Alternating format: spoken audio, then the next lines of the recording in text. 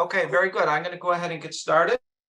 My name is Mark Bold. I work as a farm advisor in strawberries and caneberries with UC Cooperative Extension on the Central Coast. I want to thank Sherry and the team from A&R Support Services for helping me put this on. This is a big, complicated event. There's a lot of people, and she's going to do a great job as she always does. So thank you. So I'm going to do two talks this morning. The first is going to be crown size and flower removal and discuss whether or not this is a management tool for growers. The first question is, does crown size correlate with higher yield in strawberry, i.e. do bigger crowns result in more fruiting capability? We know from our everyday lives that big babies tend to turn into big people, but big people aren't necessarily more vigorous than people that are smaller than them. And then the second part of this question is the removal of flowers. It is a common practice to remove the flowers from the strawberry plant on the Central Coast.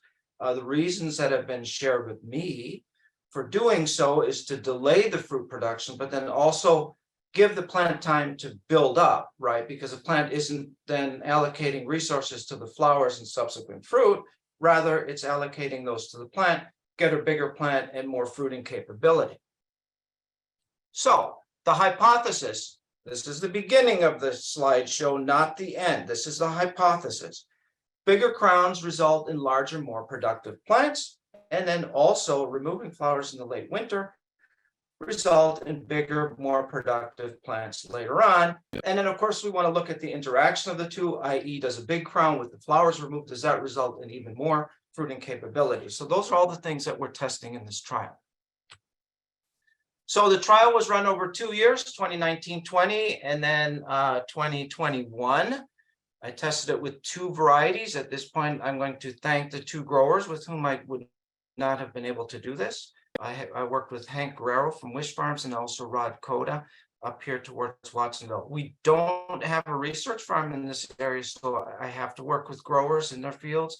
And I'm telling you, it was good. I get great help from the growers, and I really appreciate it. I really do. I would not be able to do much without all of you. So at planting, the crowns were sorted into 3 grades of size, the rat tail slicks, and we are on the Central Coast. También se llama lisas, which means smooth. Then we have, and I'll show you pictures in just a moment. And then we have those crowns that are 1 centimeter and below, but not the slicks. And then we have the crowns that are above 1 centimeter in size, being the larger ones. And then, of course, we exclude the mother crowns in the rare event that we find them. Very often they're not in there, but I just want to assure you we weren't planting any mother crowns in this trial. So let's have a look here. So you got them, you got the different crowns sitting here. So let's look. So this is a slick right here. You can look at it, and there's not many rootlets or anything like that. And then you have your mid-size is 1 centimeter. There's a caliper we use, so we measure that crown. And then here's a larger. You see it has very abundant growth with a lot of little rootlets and everything like that. So looking at another picture over here, this is again a slick, and you see very few rootlets. And then here's your mid-size, maybe on the larger size. I don't have the caliper right there. I just want to say the slicks did not include plants that had no roots. If it had no roots at all, it didn't go into the trial, because sometimes, very occasionally, those do show up, but those did not, they were not included in the trial.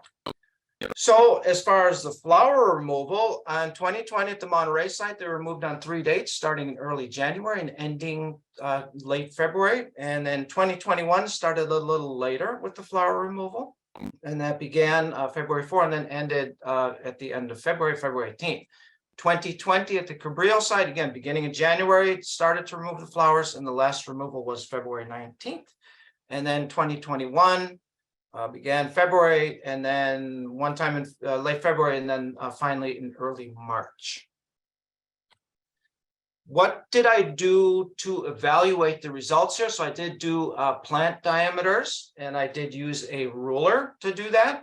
And then the harvest of the fruit, that's always the bottom line for the grower. Harvest of the fruit began usually in March and April, and then continued to August in one case, but usually to September at both sites. Here's a picture of the sites. So here on your left, this is the Monterey farm. This is over at Rod Coda's place.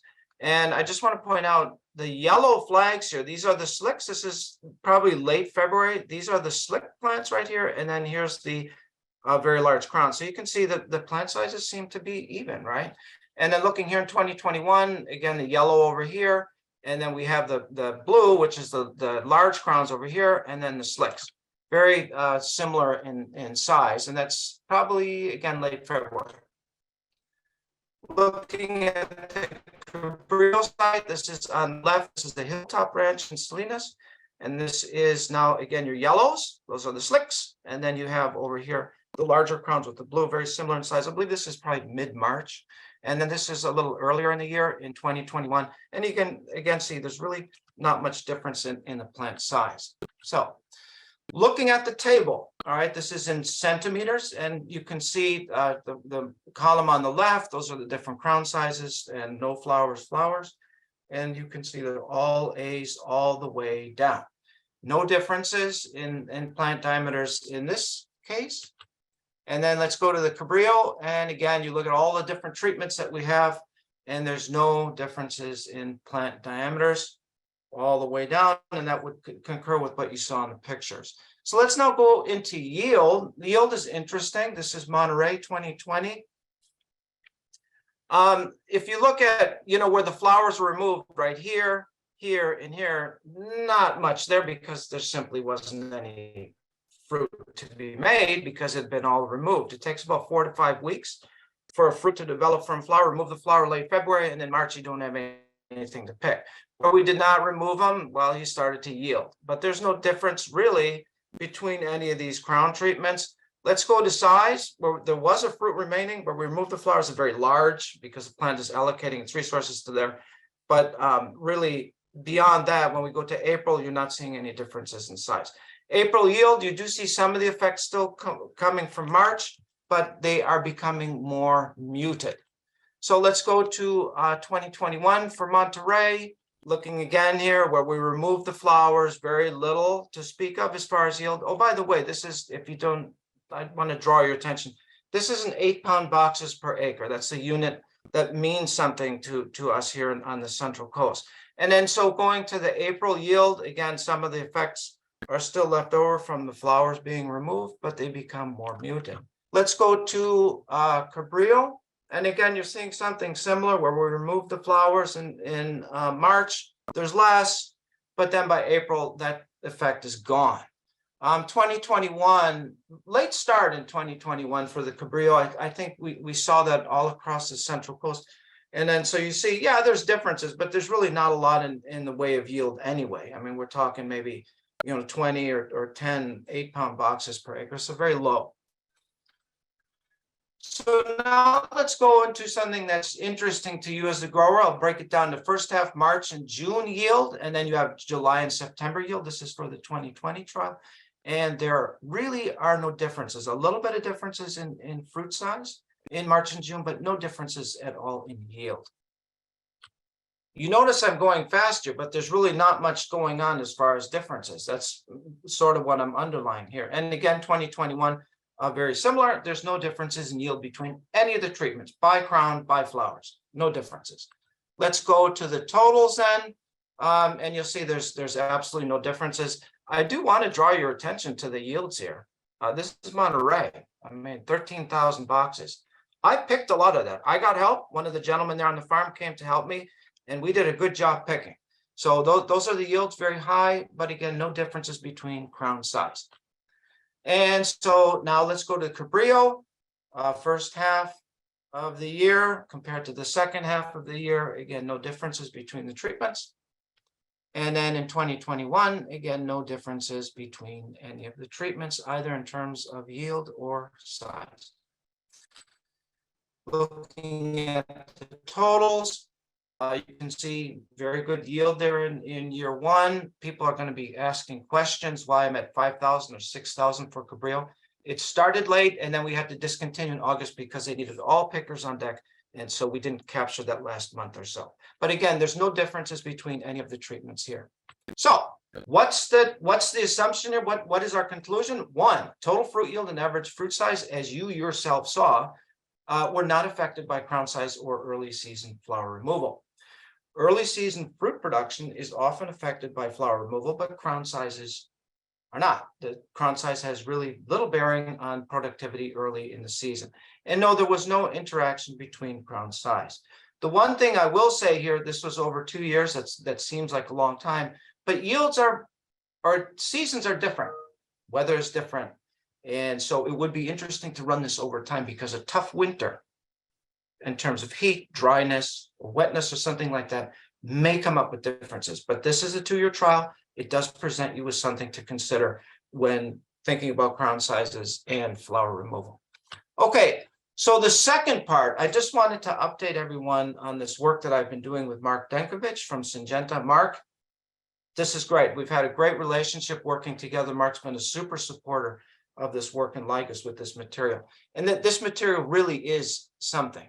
So if you just to get you back on track, so I did present a full presentation last year. I just want to update you. I did similar work again in 2022. So the work was done again in second year Monterey. Matter of fact, I was just across the street from where I did the work in 21 in 2022. 4 treatments per replicate. Researchers, this is really the minimum size you should be using for Lygus work. 4 beds by 43 feet long, randomized complete block design. I used a backpack spray. You see, I have a duplicate. It's kind of like being in a boat. You don't want to go back to shore. I don't want to have to go back to the shop to replace the nozzle. So I got everything out there in the field. By the way, I'd like to spray on Sundays for this, not because I'm just obsessed with working, but it's quiet and I can concentrate. Big sprays like this, you've got to pay attention. You see, there's nobody there in the background. So this is 2021. 3 rates of ISM 555. Just so you know, this is also known as planazoline technology. And then we had Cormorant in this, acetamiprid and novaluron, and then also Mustang Max. That's kind of the grower standard, not registered as far as I know, but it is a pyrethroid. And then, of course, the untreated control. There at the bottom, you see in small script, used a surfactant. I always use surfactants. Surfactant's going to help us. 2022. 3 different rates of ISM 555, Mustang Max, again, as our grower standard, untreated control, and then along with the surfactant. 3 spray dates, 3 times in June, applications very early in the day in near windless conditions. So inside center, the 2 beds were sampled, alternating left to right, so I'm not cleaning out the Lygus 1 week to the next. They were collected by beatbox method. Sampling integrity for both years, I sampled between 10 a.m. and noon. As you know, Lygus move around during the course of the day, and if you vary your sampling times, you're actually sampling by time rather than by treatment. Samples were bagged, frozen, evaluated under a dissecting scope. And this is interesting in 2022. This is interesting data. Did do harvest out of 3 of the treatments, 1 ISM, 1 untreated control, and then Mustang Max. So this is 2021, just to review again with you. Here's the 3 applications. This is for total Lygus. And you can see the first two sampling dates after application. All of the treated plots, that's what these 5 stars stand for. All of the treated plots had significantly lower Lygus than the untreated control. But as we advance, now I'm 3 weeks after the last spray, it's only the ISM treatments. You see those here at the bottom, and that continues all the way through to the 10th of August. What's that, about 5 or 6 weeks after that last application? All right, and then let's look at nymphs. Nymphs are really the ones that are doing your damage on the fruit. They're the ones that are causing the twisting. Very similar pattern, first 2 sampling dates after those sprays. All the treated plots significantly lower than the untreated control. And then as we advance the ISM treatments, they're here at the bottom, green, red, and blue, all the way to the 10th of August. 2021 fruit twisting. This is interesting, is June 25. There are only really 2 sprays by this time, right? The last spray took place around what, June 25th in 2021. So there's no differences at this point. But then by July 12th, that would be maybe 3 weeks, you see all of the treated plots have less fruit twisting, cat facing, than the untreated control, which is orange. By August 12th, this is impressive. By August 12th, this is a full 6 weeks after that last application, very much lower in those ISM treated plots than the others. Okay, 2022 total ligas. So this is again, so here's your 3 sprays right here. And you can see within these sprays, within the spray window, we are getting significantly lower numbers of ligas than all of the treated plots. But then by July 6th, the Mustang Max starts to fail as far as controlling ligas. But then the ISM takes us all the way to the 10th of August, just like in 2021. And then looking at the nymphs, that's what we're concerned about, right? You are seeing a little bit equivocal here. The Mustang Max is significantly lower at this point, 13th of July, but after that, no longer. And again, the ISM treatments are significantly lower than the untreated control and the Mustang Max by August 10th. So 5 to 6 weeks of suppression, easy.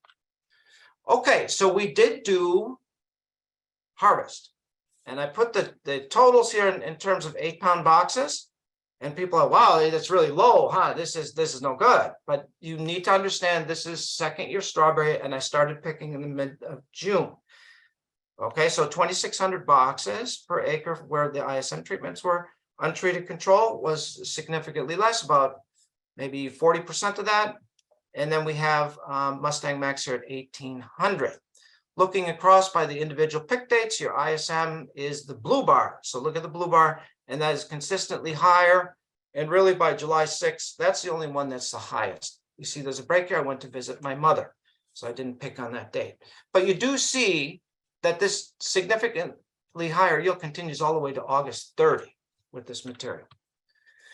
Now we look at twisted fruit, and again, it's very similar to what we saw in 2021, even though this time it was every single week that I was evaluating. Again, you don't see a lot of blue. That's the ISM 555, whereas the other treatments by August 30, I'll show you that there. They're totally cat-faced. It's not good, but this is way down here. We still have a lot of harvestable fruit. What is interesting here with a material like this that nearly completely suppresses ligas for a long period of time in strawberries is that you start to see differences in fruit size, not just fruit being twisted, but also the size of the fruit. And I never forget this. Armando called me. He's like, Mark, what is going on in here? These plots have bigger fruit in them. So I'm counting the fruit anyway. So I did do an analysis of the fruit size. And indeed, here you have it. So where we had a whole bunch of ligas in the untreated check, average fruit size was 15. Where the grower check, that's the Mustang average fruit size, was 16. And then where we were doing the ISM treatments, the average fruit size is 22.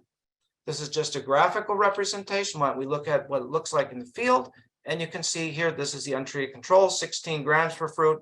And then we have the ISM treatments, 22 grams per fruit. So why is that? The one thing probably half of you don't know is that big strawberries have more seeds on them. So the feeding of ligas on the developing flower reduces the number of seeds. Sometimes the fruit twists, sometimes it doesn't, and it just ends up being smaller.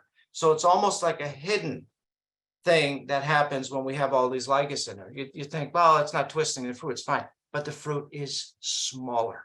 Ligas suppression matters. So, concluding statements, ISM, by providing nearly 2 months of ligas suppression, represents a paradigm shift in ligas management. I've been around a long time. I talked a lot of old timers. We've never seen anything that suppresses ligas to this degree. 2nd-year berries. One of the things, if you look at the cost of production of 2nd-year berries, it's pretty good. But the problem is you have so much ligas in there, so people are using bug vacs, they're using all kinds of sprays, and it gets expensive. What happens is if you can control your ligas, that 2nd-year strawberry model becomes pretty compelling. So what are we going to do forward? I continue to work with Mark. We actually just met yesterday. It was great with his colleague Jeanette. And we're looking to support the registration, both by doing the straight sorts of sprays that you just saw here, but then also looking at some rotations for things that you can use as a grower. So with that, I thank you for your time. I'll stop my share. And we don't have any open questions, but that's fine. There is so you did a great job, Mark. Nobody has any questions. Thank you, Sherry. Love it. Okay. I mean, you can, most people, I mean, just give me a call or you can send me an email too if you have a specific question. As you know, sure. I'm here. So Mark's question is true or false? According to the speaker, transplant crown size makes no difference in total yield. And people are still answering, Mark. Okay, So we'll give them a few more minutes. We do have one question. I'm not sure if it's a comment or a question. It says, okay. whether Lygus resulted in twisted fruit from Dr. Ashkaf Yadav. Oh, okay. Yeah, so Dr. Oshkov, yes, and I'm assuming that you're writing from out of the area. So ligas are constantly being implicated in twisting the fruit. It's mostly the feeding of the nymphs that on the developing fruit that results in that twisting, because a lot of the seeds actually fail. Right, so that's what happens there. I should have explained that, but out of the interest of time, I left it out. Thank you for the question. And we have one question. There's a couple of questions in the chat. If you I could knew that please one. ask your questions into Q&A, that would be very helpful. Can we buy product for Lygus? It's not registered yet, but we are working hard on it.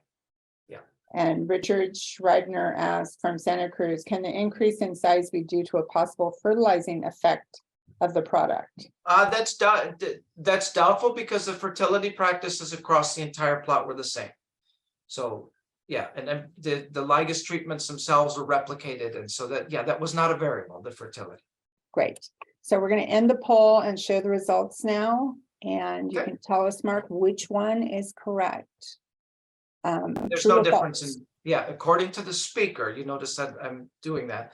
Transplant size does not make a difference in total yield. That's correct. Okay, most people thought it was true, but so it doesn't you. make a difference. So we had it mostly right. Okay. Okay. Thank you, Mark. Next we Yeah, have, thank you, Sherry. Okay, Yeah. Steve. I'm here. Okay. Whenever you're ready, Mark. I think you're ready, Steve. Just, there you go. You're good to Go go. ahead. Okay. Go ahead. I'm going to start out with a question to the strawberry industry. So what is the plan in case you can't use fumigants in the future? So how are you going to grow strawberries? Are you going to, we have a number of choices. We can go completely organic. So how are we going to manage these very difficult, challenging diseases? Fusarium, for example, is rather sobering, the effect that it has. And so that's a question, and I'll come back to that at the end. So I'm going to acknowledge a whole lot of people contributed to this, the people that pay the bills, a lot of cooperators. I want to especially acknowledge the contribution from Oleg Dogovich and Kelly Ivers, and we're testing some equipment from Norway, and I believe he's listening. Oddborn, if you're listening, live from Norway. And then we got some results from Peter Henry and John Rock. I did a whole lot of the data evaluations. So what is soil disinfestation? Well, to the strawberry community, it's something that's very familiar. It's reduction of the pest community in the soil to a level that will permit profitable crop production. It's a kill step, as I've heard a number of pathologists say. So there are methods, many of which are quite familiar to you. The soil fumigants. There's heat. That can be from solarization. This works pretty well if you grow strawberries in Fresno or the Central Valley. And then there's steam. And then there's ASD. So, I pose a question at the beginning, do you put all your eggs in one basket? I've been around I'm in my 26th year of with the UC, and the transition from methyl bromide was hard.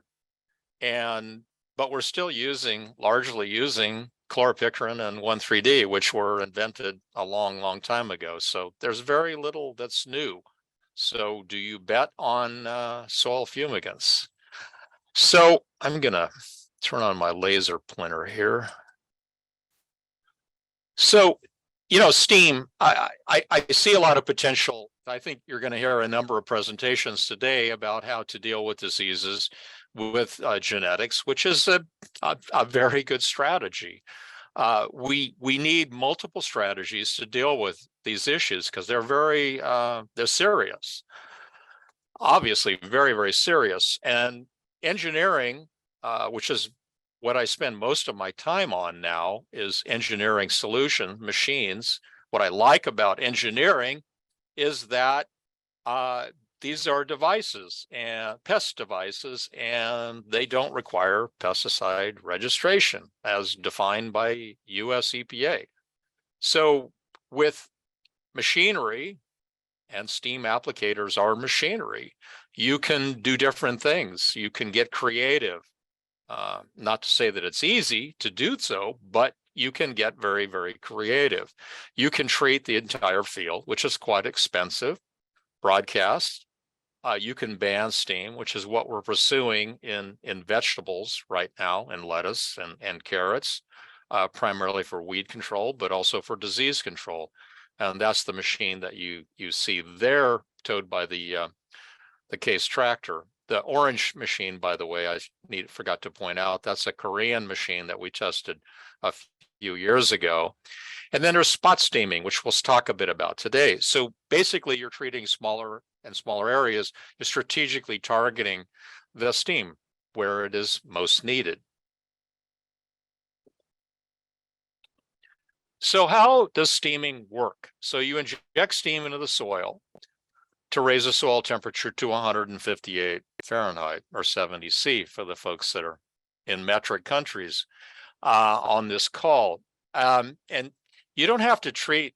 What we're doing is using moving machines, and the machine doesn't stand still for 20 minutes. The machine is continuously moving.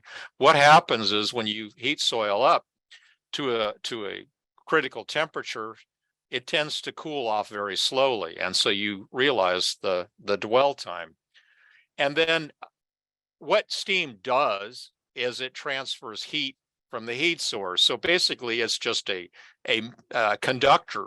So you have a flame that makes the steam, and you're using the steam, you're injecting it into the soil. And so what's happening is that the steam injected into the soil contacts the much colder soil particles, and it converts back to water. And while it converts to water, it releases the heat to the soil particles. And that steam in around the soil particles kills the pathogens that are alongside the soil particles. The steam also kills weed seeds. Doesn't matter whether they're germinating or not. Kills nutsedge tubers as well. Actually, nutsedge tubers are easier to control than a few other weeds. So why work on steam? You know, Fenimore, you've been working on steam forever. What do you got to show for it? Well, I think we're making progress. It takes a lot of persistence and patience. So that's why I do this. Why choose steam? Because it works. It kills soil pests.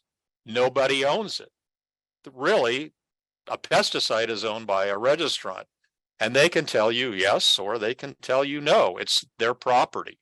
It's not a pesticide, it's a device. And I can show you in the federal regulations that definition. It's a sanitation treatment where the crop is not present. It's as I've checked, it is organic compliant. It is flexible and it is safe, as long as you don't touch bare skin to the hot surfaces. There's no buffer zones. There's no township caps. There's no notification. There's no paying for weekend hotels for your neighbors to move out while you fumigate. There's no plastic mulch. So it's a complex comparison to fumigants. So this is a device we're testing from the Norwegian company Soil Steam International. And so basically what we're doing is we're doing spot steam. And so it has these injectors that are about 10 inches deep, and they're targeting, here we are, this John and myself, we're injecting steam into the soil, we're measuring the soil temperature, and we're moving on. So where is this going? You know, this is not obviously a practical treatment for a 20-acre field or whatever size we want to treat. We need to scale up and build, but we needed to verify that it works. We need to scale up and build a larger machine. This is not the model that it's heading.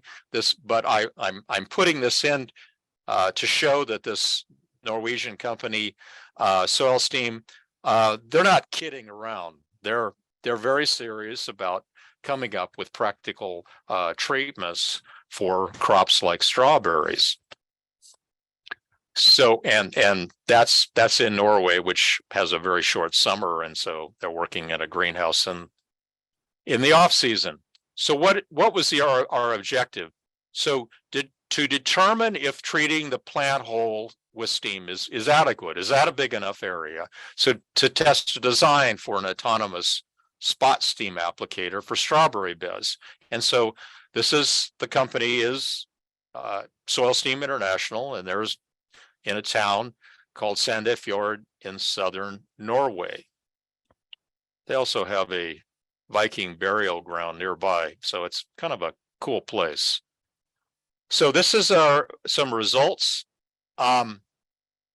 Steam disinfestation in a fruiting field. So we included steam versus a control where we simply didn't apply steam.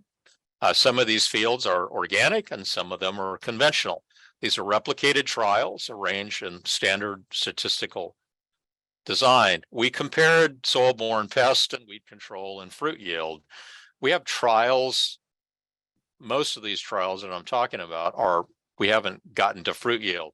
It's only the Oxnard trial that Oleg and us put out back in July, where we have actual fruit yield, the Oleg's fruit data there. So this is some pictures that Oleg provided. Thanks, Oleg. The steam treatment at this point, this field has got, thanks to Peter Henry, verified that it's Fusarium. So I love these kinds of pictures. They're not pretty on the control, but it's pretty clear what's going on here. The Fusarium is killing the strawberries on the right, and the steam protected them. So this is some data from Peter Henry analyzing this. And so in the steam treatment, so before the steam treatment, we had over 4,000 colony forming units. So this is a very hot spot. And so thanks, Olga, the farmer down there, she told us this was a bad spot. And you know what? She wasn't kidding. So this is what steam did. It reduced it over 70%. And the control was just bad, and it stayed bad. So the mortality, these are two dates that that Oleg rated data, rated plant mortality on, September 20th and October 3rd. So the 20th, the steam didn't have any mortality, and there was some picking up in the month of October. In the control, it was bad in September, and in October, it just got worse. Cumulative fruit yield, thanks again to Oleg for getting this data. These are the grams of fruit per plant. And obviously the difference between the steam treatment and the control is huge. So bottom line, steam worked. We have a trial in Watsonville. This site has Macrophormina in it. The steam treatment, the green is the pre, and the steam treatment, you can't see any post data because it was zero. It completely knocked it out.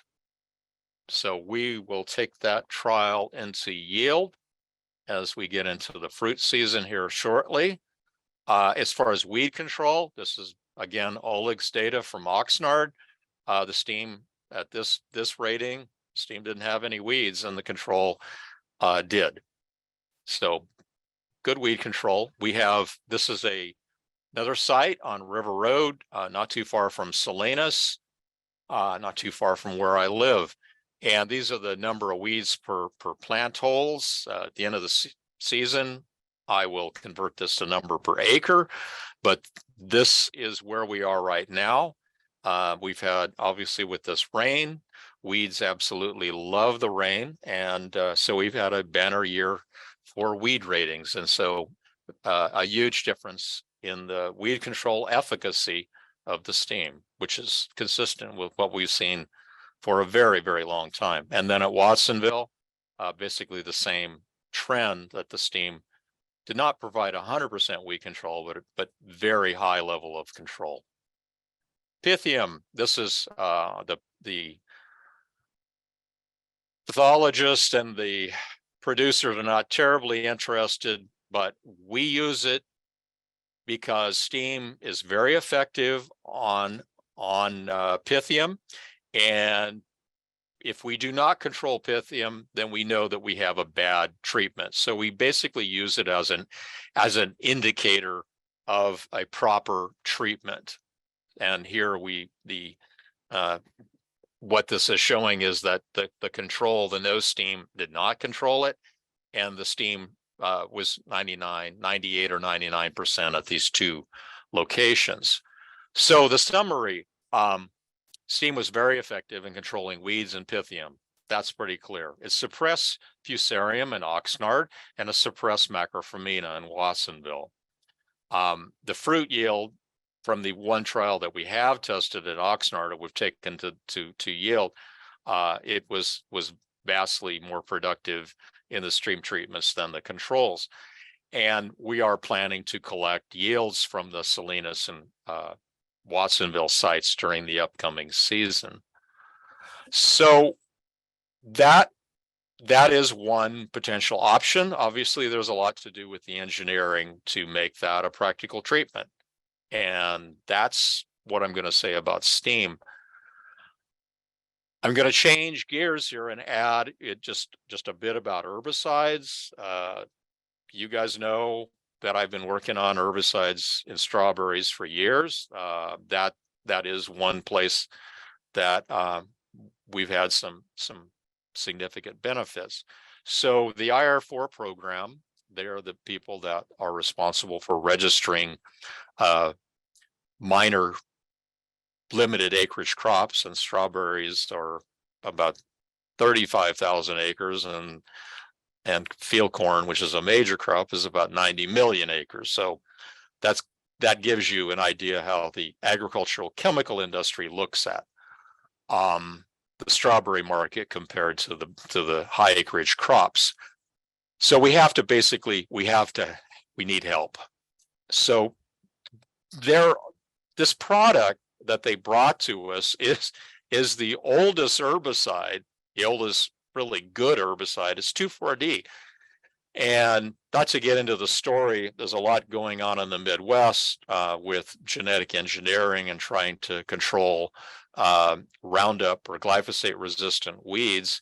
And so they have created some new formulations. So basically this is a low volatile, a formulation of 2,4-D, which was invented, by the way, in the 1940s during World War II.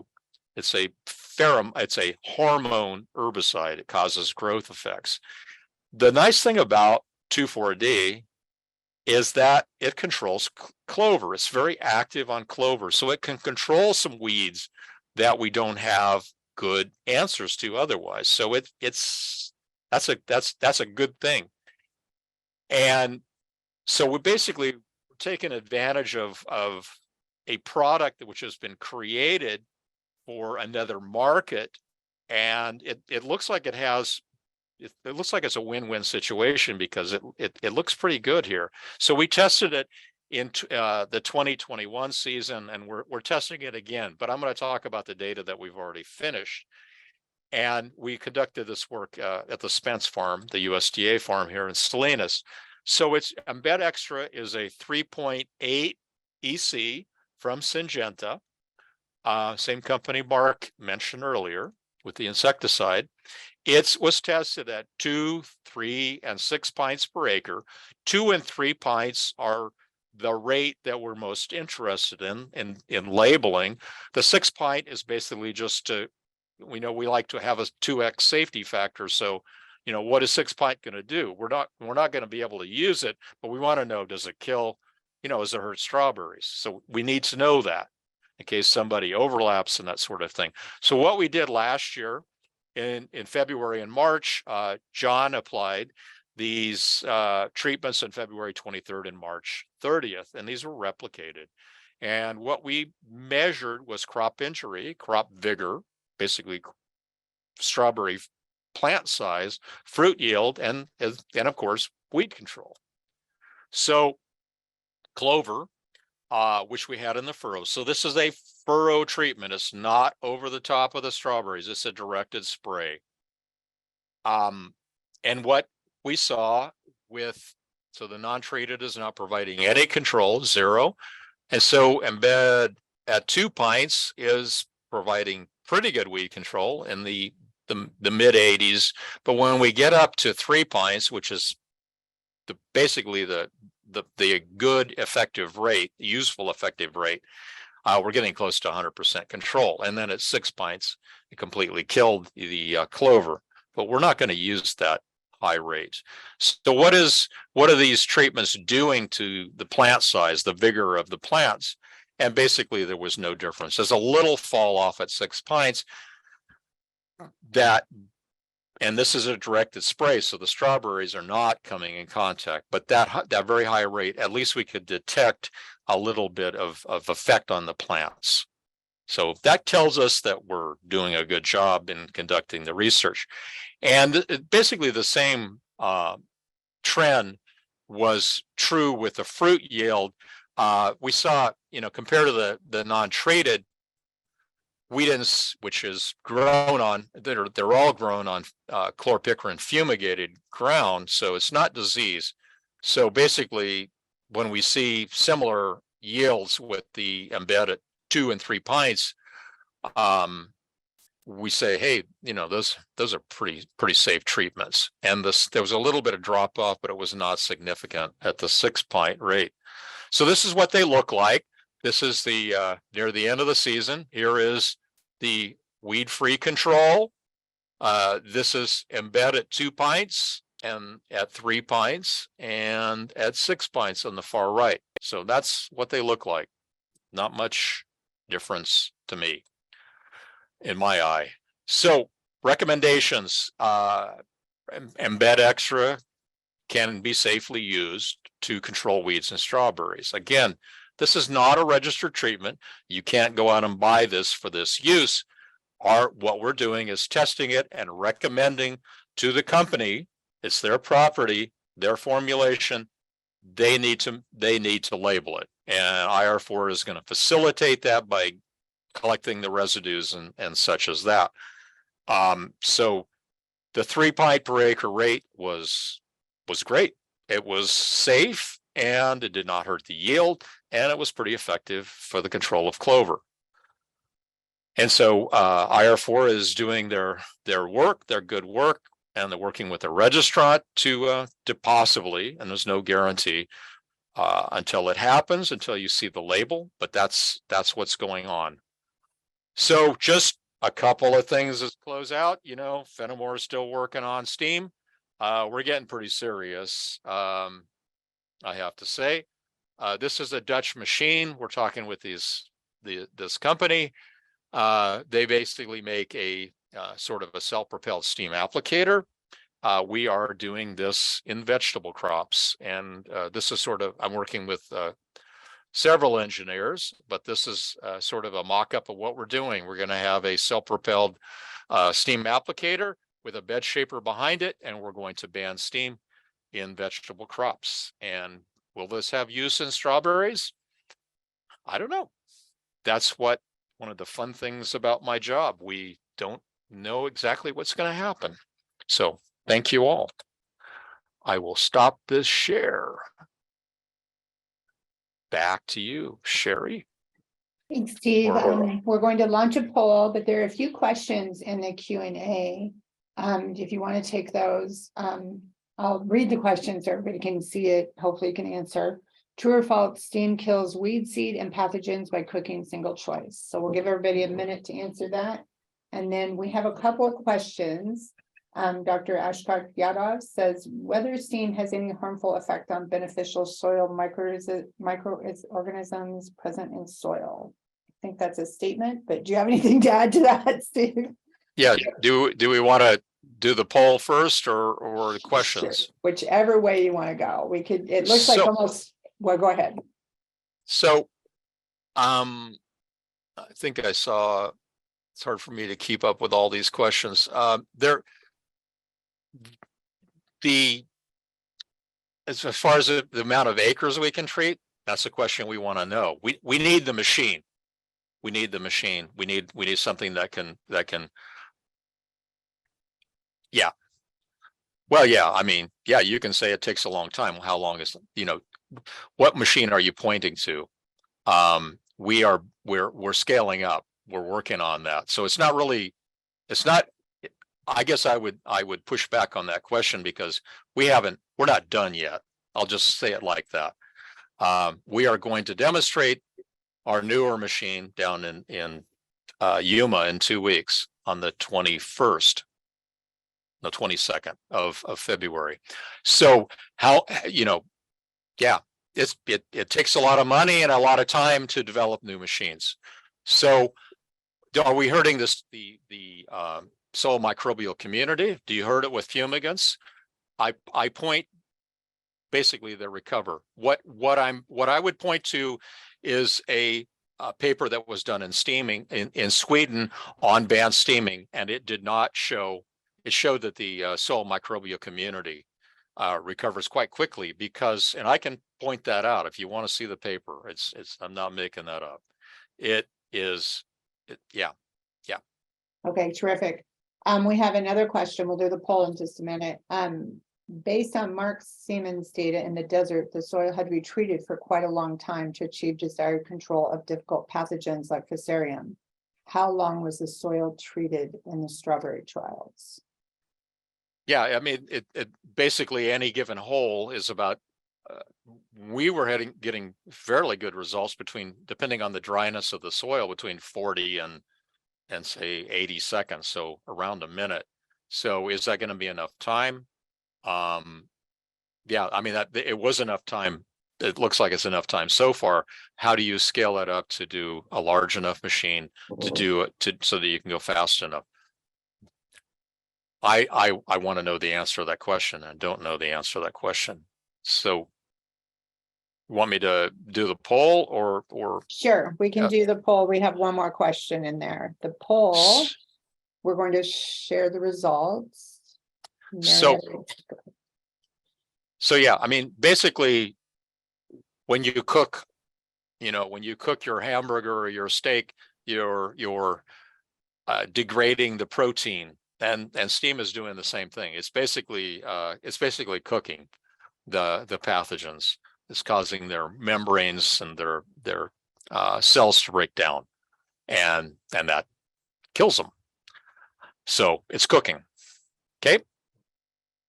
Great, thank you. We have, sorry, okay, and we have one more question. How deep does it kill pathogens? I think you kind of answered that, and do results vary depending on soil types? Basically, where you put the steam goes where you put it, and if you want to inject, if you want to go, 10 inches deep, 12 inches deep, you have to put it there. It's not like methyl bromide. What we're finding out, we're working with the Europeans are much more dialed in on soil steaming in the field than are the American manufacturers, and they make superheated steam, which when you inject steam into the soil, you want it to remain volatile as steam as long as possible. The reason methyl bromide is such an effective fumigant is that it's very volatile and it disperses well. It's not going to be possible to make steam like that. But the idea of dispersing in the soil and coming in contact with as much of the soil as possible, so that you have a higher probability of the steam connecting with the nasty pathogens and reducing them. So, okay. Thank you, Steve. We still have a few questions in chat. Could everybody please answer your questions or ask your questions in Q&A? We have another minute. We can go through a couple of these. Rami Coffee asked, does your steam treatment control verticillium wilt? Yes. Yes. And then, how many acres could the steam machine cover per day? Again, that's what we want to know. Yeah, yeah, that's what we want to know so there's one thing that you need to remember is that, there's no simple way to do this. Steam would be effective for treating the really nasty spots, and it may be in an organic field, you treat 1 acre that's really bad and or approximate area and greatly reduce the risk of growing in that area, and as well as reducing the spread of that disease. So things are going to have to be strategic, and that's the idea that Soil Steam has of treating, strategically on the plant holes. How fast we're going to be able to go? Ask me later. I don't know. I hope we have to have a rate of progress that's fast enough to be practical. That's fully understand that. And if we can't do that, then this is, this will be another thing we've tried that doesn't work, but it will have its place. Thank you very much, Steve. It seems like there are still a few questions, but maybe people can email you directly, or you can answer in the chat if you have time. Yeah. Okay. We're going to move to the next speaker on soil disease management in strawberry. I'm sorry, laws and regulations, what everybody's waiting for. I'm looking at the wrong line. Thank you, Sarah. Juan Hidalgo with the Santa Cruz County Ag Commissioner. Hey, everybody. Actually, thanks for having me. David, I'm sorry. Yeah, that's okay. Yeah. No, thanks. Actually, I am standing in for Juan today.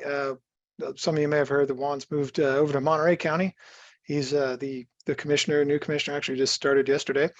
So I'm the deputy ag commissioner in Santa Cruz County. I've worked with Juan and at the office for the last almost 7 years, and in multiple counties before that, including Monterey, actually. But yeah, so today, and I primarily oversee, I oversee a few programs at the office, but the heavy one is pesticide use enforcement. And so I put together today just a brief PowerPoint and some information on some upcoming regs, as well as just a review of the 2022 season, berry production season, and what we saw in terms of the use of fumigants and some trends. So hopefully people can see the screen okay. Just let me know if you can't. You're good to go, David. Thank you. Okay, great. So yeah, I'll just run through this. As I have quite a few slides, but I won't dwell on some of them very long. So again, just sort of an update on what happened in 2022 in terms of trends and fumigant use that we saw in Santa Cruz County.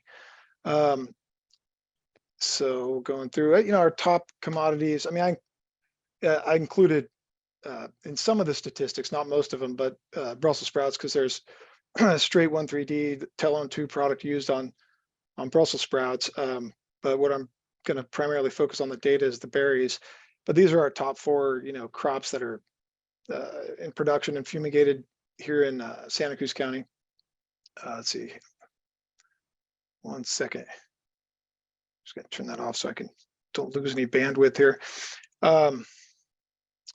So here's just a quick breakdown of the fumigated acreage in the county in 2022. So yeah, number 1 was definitely strawberries. We were just shy of 1,800 acres fumigated in the berries. And next up this year was blackberries and then raspberries. And then there's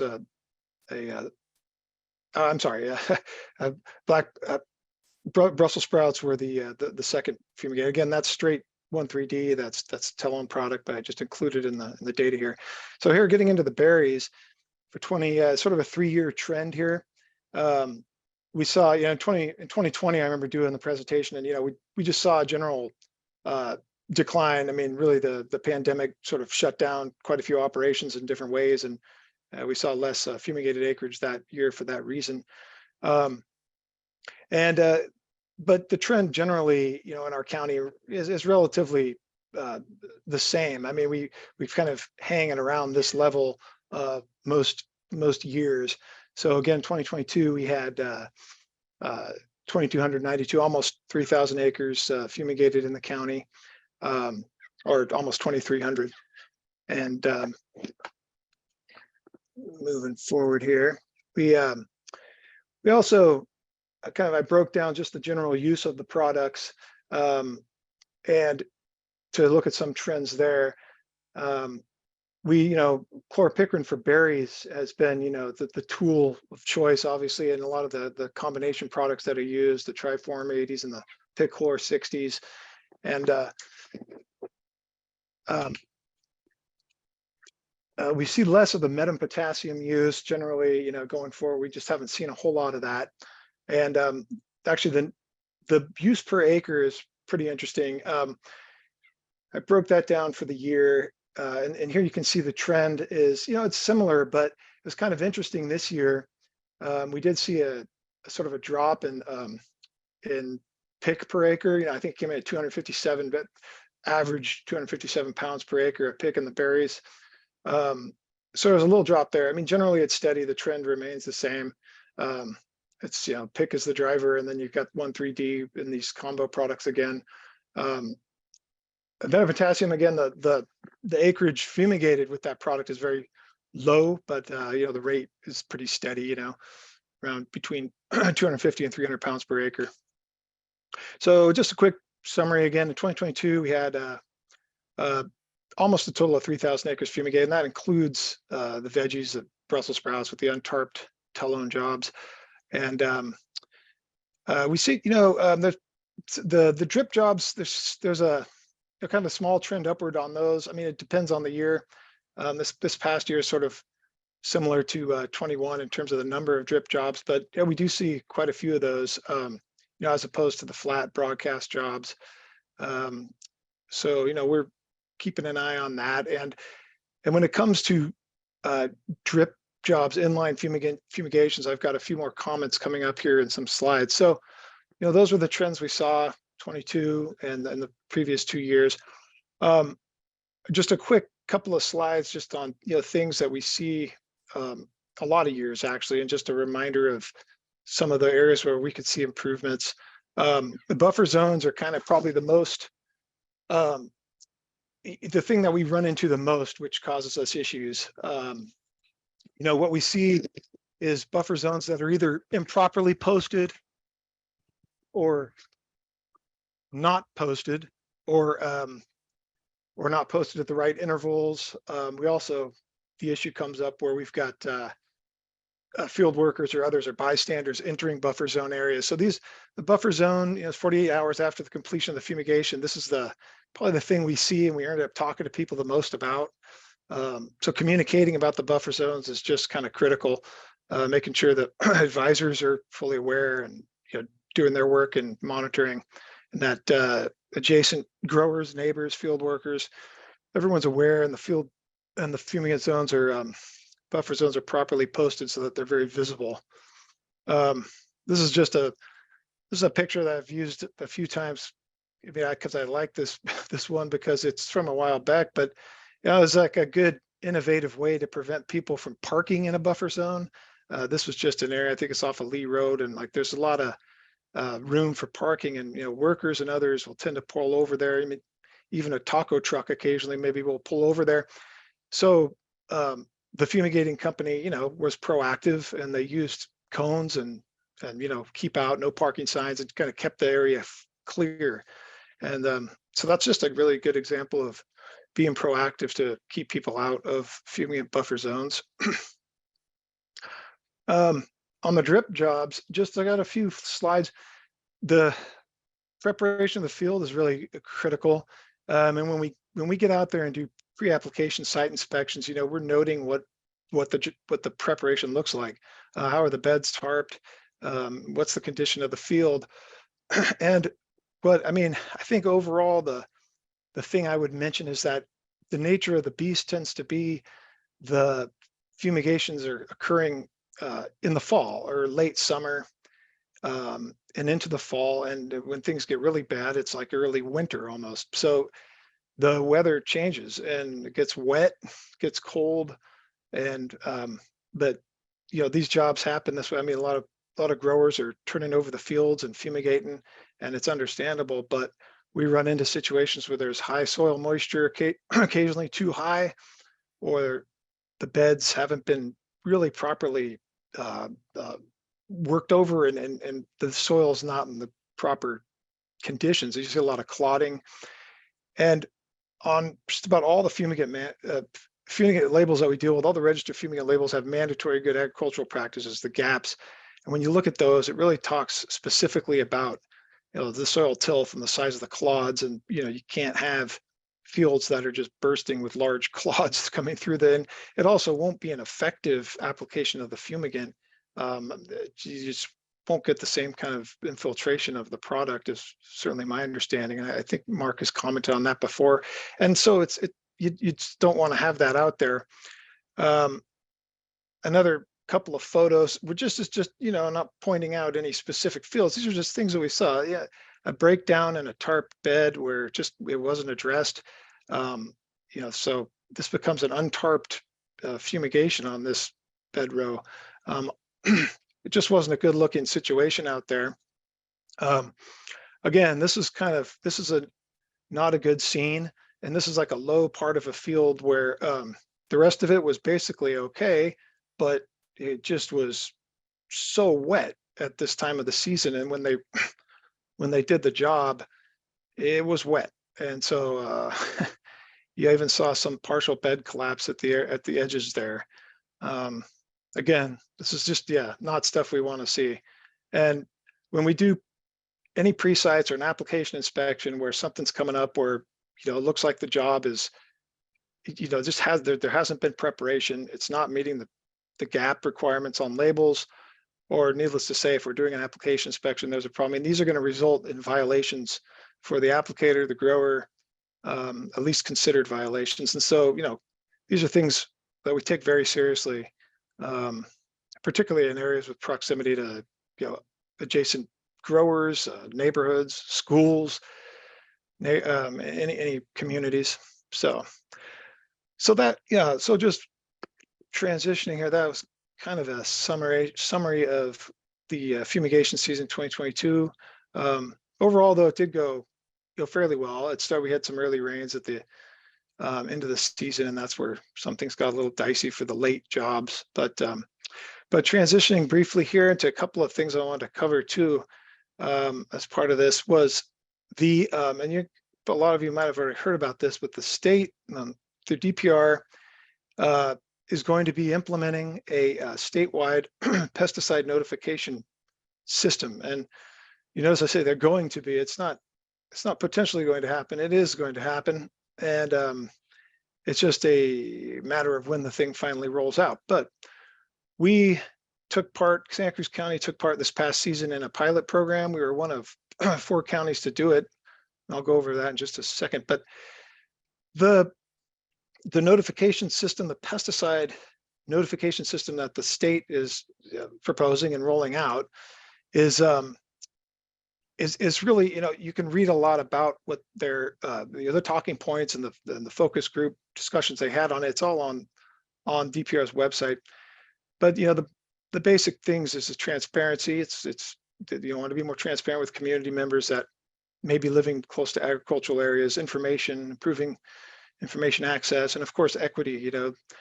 That people can choose to be notified or be made aware of applications of agricultural pesticides where they live, work, or play, I think is how DPR states it. And a little bit of background information on this is the 21-22 state budget. DPR was allocated $10 million to go forward with this system. It's currently under development, but they do have the intent, I believe, of releasing it in 2024. So that's right around the corner. It seems pretty ambitious, but from my understanding, it is the goal, and it probably will happen. And so we were one of 4 counties to participate in pilot project for the statewide notification system. Stanislaus, Riverside, and Ventura were the other three. And it was it was an interesting project. So I'll go over it briefly here. We focused on just 3 restricted pesticides, and these were the fumigants. And I mean, in Santa Cruz County, we're not, we don't have a lot of heavy restricted material permitted pesticides. I mean, just the fumigants, the field fumigants are really some of the primary ones. We do have, people have lanate on permits. That's definitely a necessary tool for some of our veg growers and a few other products, but when it comes to the field fumigants, those are kind of the heavies. And so we focused on those 3 restricted material field fumigants.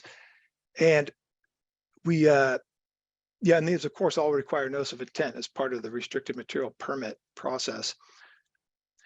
And this is the sort of amoebic looking green blob. Well, it's a mile out from what we chose as our pilot community, which is there, between Bridge Street and the river.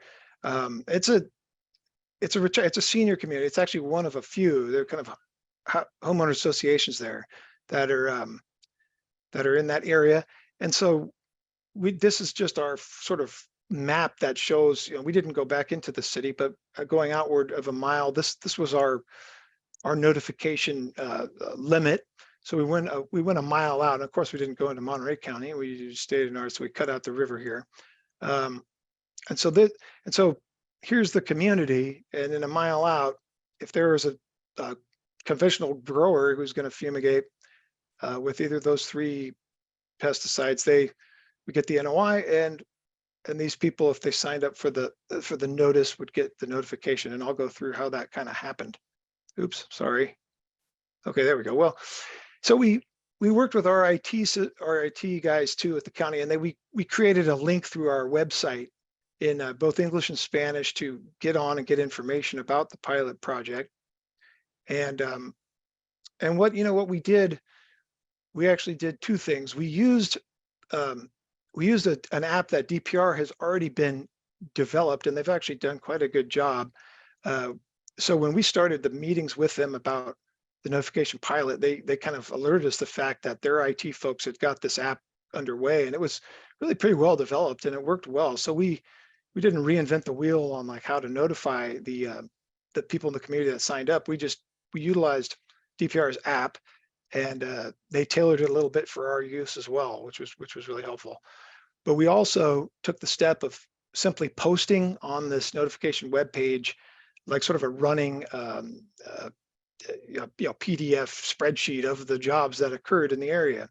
So we did the 2 things. The notifications went out via text or email, depending on the people signed up, and we also posted the information for the general public. So we went both routes there. So I won't go too far into this, but it's just sort of, this is a summary of that I think is interesting and want to review just briefly, especially the underlying part. So in that community that I showed you there was almost 1,200 homes. It's kind of amazing that there's that many residents. There was like 1,152 residences. We sent out mailers. We had a community meeting as well. We did a lot of outreach. We did press releases. And so in the end, looking at the analytics and the statistics of what happened with our pilot, of almost 1,200 homes, there was about a 10% sign up rate for the people who went to the site and signed up to receive notifications via text or email. And again, just briefly, not to belabor it, but this is an example of this is kind of the information that was sent out to them. It came in a different format because it was texted or emailed, but they got the product. They even got, they got the EPA number, date and time of the application, the acreage, and the rate. And so they would get that. And so 10% sign up. So, relatively low sign up rate.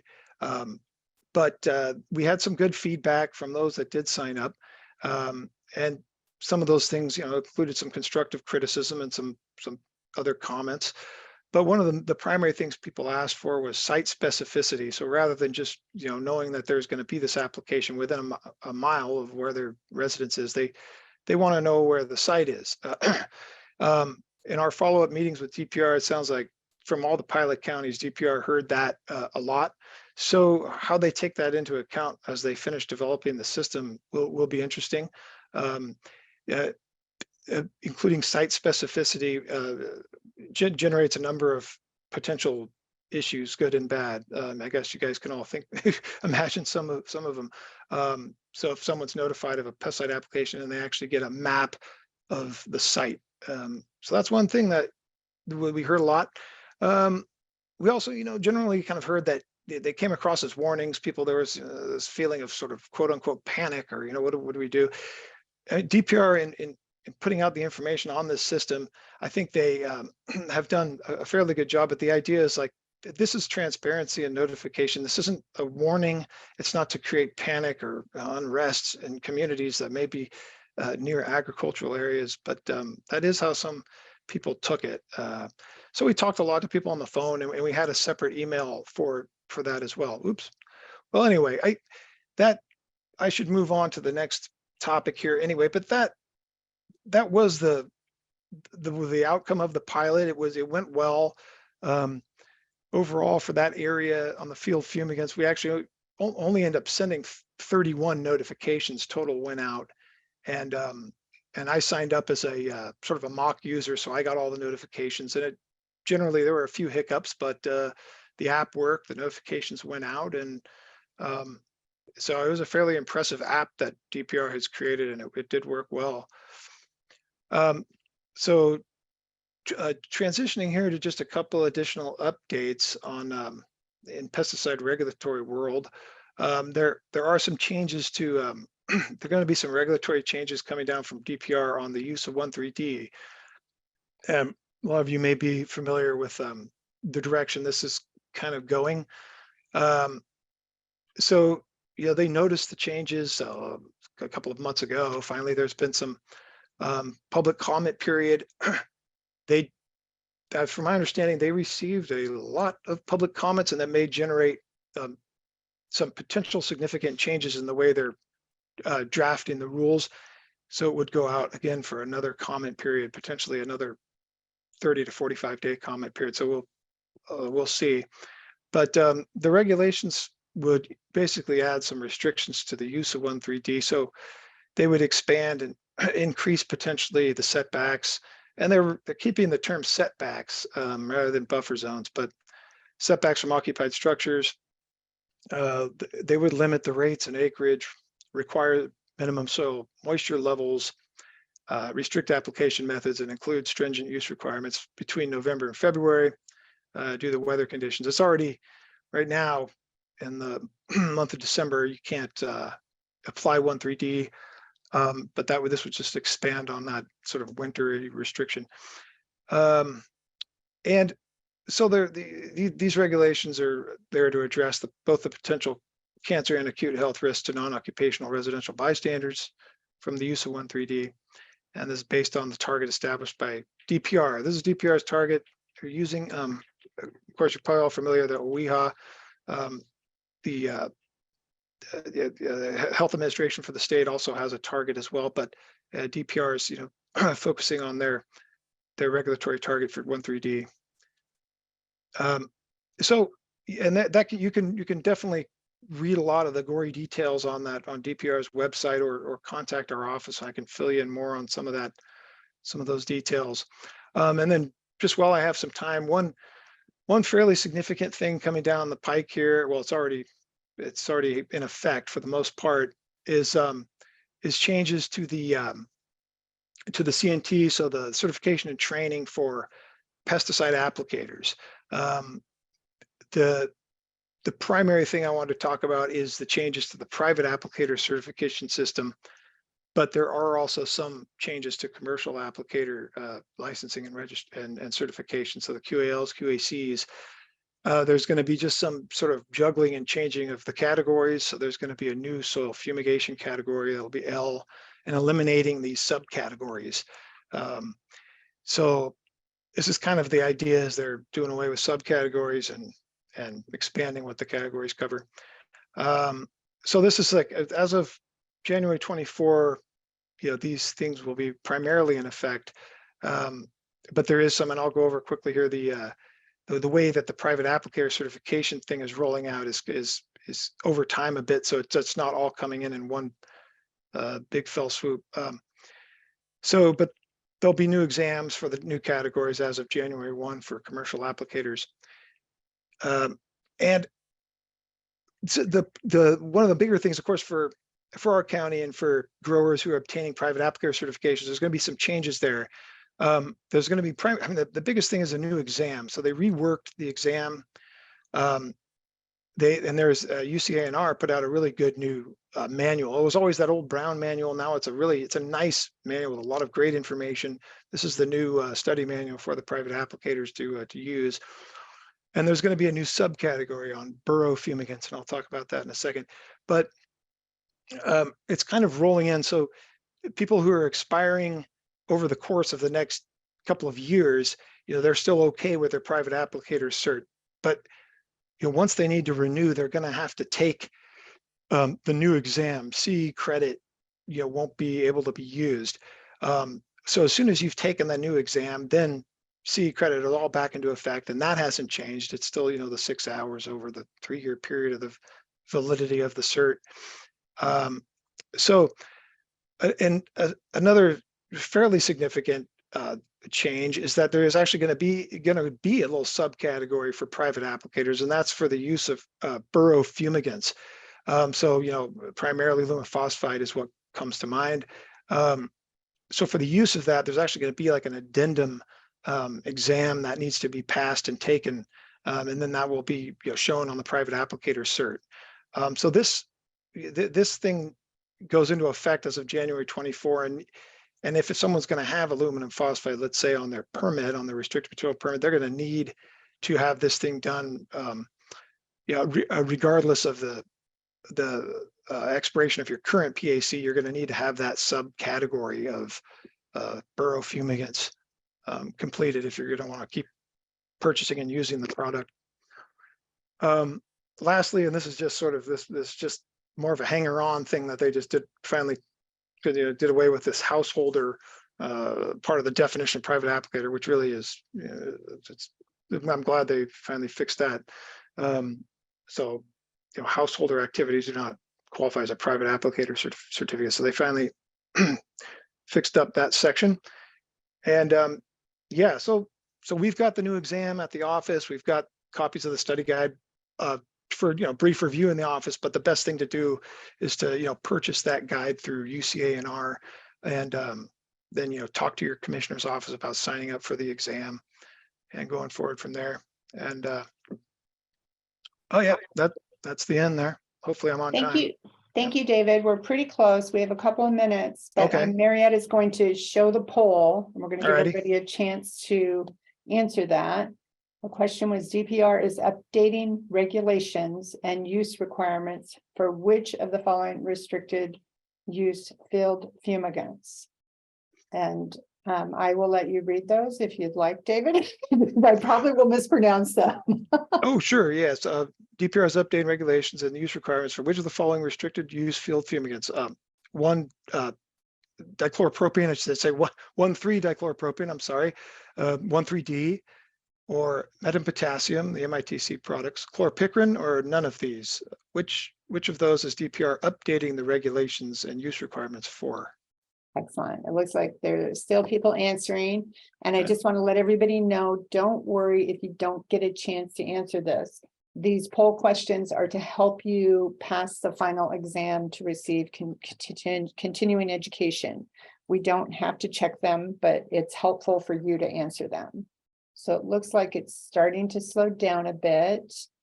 And so, Marietta, would you end the poll and share the results, please? And it looks like, did everybody answer that correctly, David? Looks like the majority got 1,3-D correct, 1,3-dichloropropane correct. Looks like there's a few that that listed chloropicrin, but it is 1,3-D that is having the changes from DPR.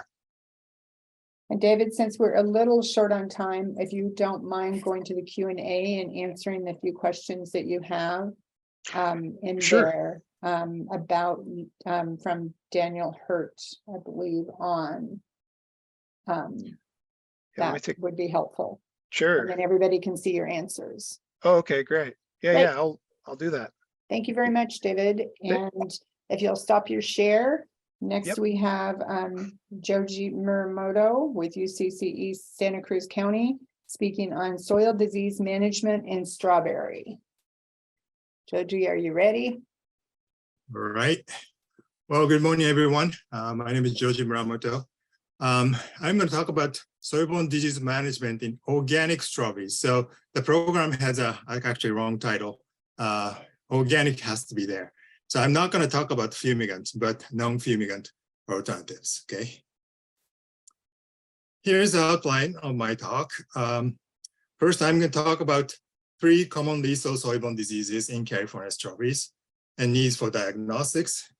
Then I talk about 5 non-fumigant-based practices to manage soil-borne diseases: sanitation and prevention, crop rotation, anaerobic soil disinfestation, resistant varieties, and integrated approaches. Okay, let's keep going. So let's start with this. This table shows 3 common lethal soil-borne diseases in California strawberries and their characters. For non-fumigant-based soil-borne disease management, it is very important to identify the pathogens and understand the characters of the pathogen you have in the field, if you have it.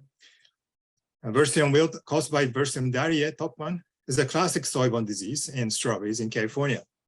It was first reported in 1932. It can be hosted by more than 400 plant species, including over 100 weed species. Also, it can survive 8 to 10 years without a host plant, but saprophytic character, the ability to utilize dead organic matter, is very low. Other 2 soil-borne diseases, Fusarium wilt caused by Fusarium oxysporum fragaria, in short FOF, and charcoal rot caused by Macrophylla facilina, are relatively new, but both have spread across the state and more common than Vertium these days. These 2 pathogens have very different characters from Vertium diarrhea. First, typically they can be hosted by strawberry only. Also, without the host plant, both pathogens can survive only for 3 years or less, much shorter than Vertium diarrhea. Finally, both are strong saprophyte and can utilize dead organic matter such as straw, crop residue, and rice bran to multiply themselves. Now, how can we identify the pathogen on a plant? These are photos of the diseases. As you see, these are not much clear different. There are not much clear differences with each other. Therefore, if you have any symptomatic plants in your field, send it to the lab, such as Cal Poly Diagnostic Lab or commercial labs, for identification. Now let's talk about soil-borne disease management practices. First, sanitation and prevention. Prevention is one of the most important tools in soil-borne disease management in organic strawberries, because there's no reactive treatments available. Once it happens, nothing we can do. And using clean, disease-free transplants are very important, and also preventing the spread of pathogen from one field to another by washing, disinfecting machines, tools, and shoes are also very important. And then crop rotation for strawberries, which is the traditional method employed worldwide to avoid soil-borne disease in strawberries. And it's for organic system, it's mandatory to have a crop rotation under National Organic Program. In EU and Northeast US and Canada, minimum of a 3-year break between 2 strawberry plantings are recommended. There's no such recommendation exist for California, but anecdotal local evidence suggests at least 2 years or more of break period may be necessary to avoid Fusarium wilt in coastal California. FOF is thought to be hosted only by strawberries. However, a study by Peter Henry suggests that plants with the same rose family, such as raspberry, can increase FOF population in the soil.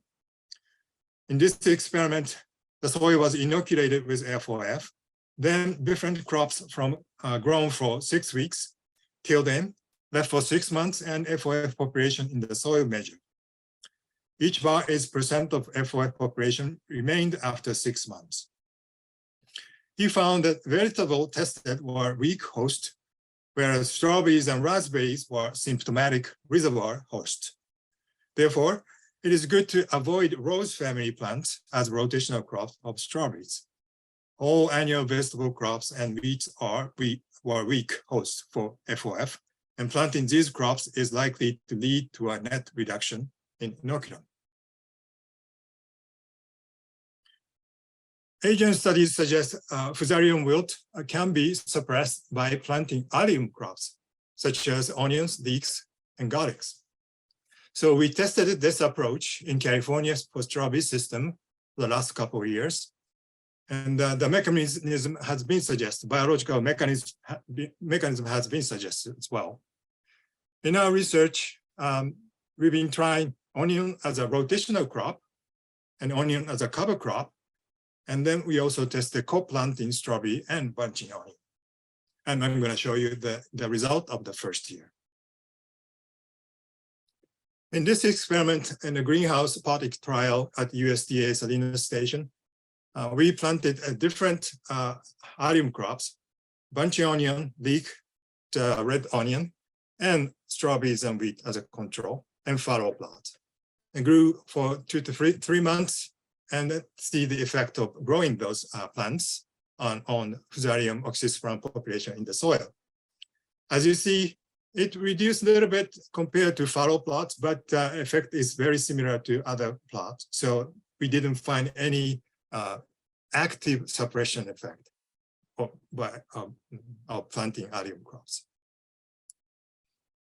We also tried to demonstrate this at the field trial.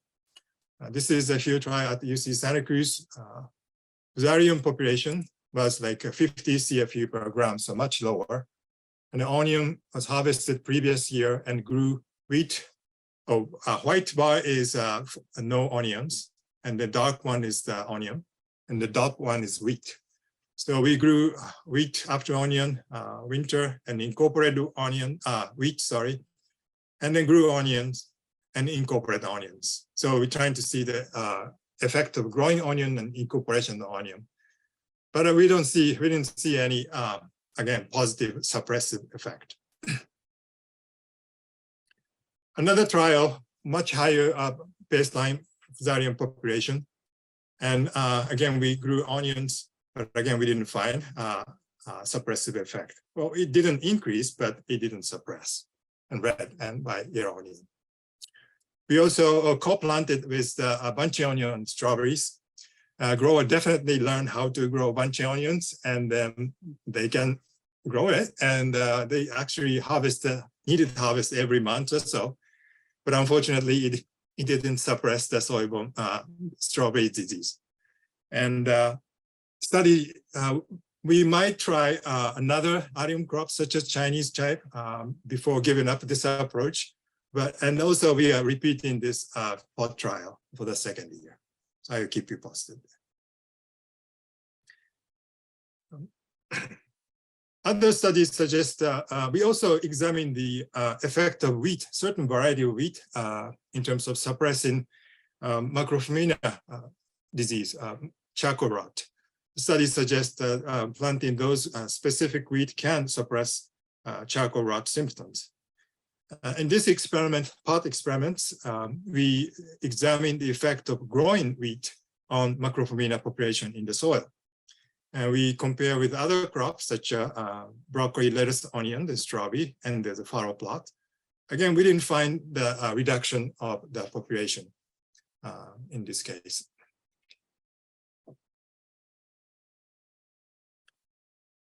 For Fusarium wilt, not only the length of the break period, but also the type of rotational crops are important because, as mentioned earlier, the pathogen Fusarium dahlia can be hosted by more than 400 plant species. Just knowing host crops, non-host crops, and suppressive crops, if any, are very important. And the host crops include caneberry, blueberries, artichoke, cucumber, watermelon, pumpkin, mint, eggplant, lettuce, pepper, potato, spinach, tomatoes. So we want to avoid those if it's possible. And the non-host crops include cauliflower, cabbage, celery, parsley, radicchio, onion, garlic, bean, pea, carrot, sweet potato, asparagus. And better yet, broccoli is known to be suppressive to this pathogen. After harvesting broccoli, crop residues are molded and incorporated in the soil, by which Versimia variae population in the soil is reduced. This approach is well documented and has been widely used among organic strawberry growers in our region. Anaerobic soil disinfestation, some of you might have heard, developed in the Netherlands and Japan around year 2000. And we've been working for this approach for California strawberries for more than 20 years. And now approximately 2,000 acres have been treated by this approach in California, mainly in organic systems. And then this approach has been widely studied now across the United States and developed and developing countries worldwide. And then for strawberries and vegetable greenhouses and open field, tree nuts and fruits and nurseries. ASD has 3 steps. First step is to incorporate organic material, provide carbon source for native soil microbes. In California strawberries, we use rice bran or wheat bran, 6 to 9 tons per acre. And the cover with oxygen impermeable top, regular top is fine, and limits the gas exchange and oxygen supply. And then irrigate to saturation and maintain the fermentation process for 3 weeks under the tarp, during which volatile organic acids, iron 2+, manganese 2+, and microbial community shift suppress pathogens.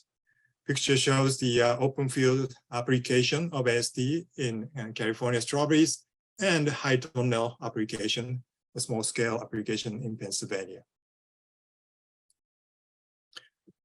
ASD suppress Versimia variae well, even under relatively low autumn soil temperature in the coastal California. So if the target pathogen is Versimia, you can do ASD before planting in the fall. However, that is not the case for Macropomena and Fusarium. To control these pathogens by ASD, the treatment must be done at much higher soil temperature. Basically, it has to be done during the summer using a clear mulch at our coastal region. Moreover, if we use ASD in autumn at the field with FOF, Fusarium oxysporum, it is likely to make the disease worse. As I explained earlier, Fusarium is a saprophyte and can use dead organic matter such as rice bran to multiply themselves. So never use ASD in the fall for the field with recent Fusarium history. This is an example of how soil temperature affects Fusarium wilt symptom treated by ASD. The field was highly infested by Fusarium oxysporum. At untreated check, left side at UTC, some plants are dead, but ASD fall treatment, autumn treatment, have more dead plants, making the disease worse. But if you do ASD during the summer, a plant looks much better.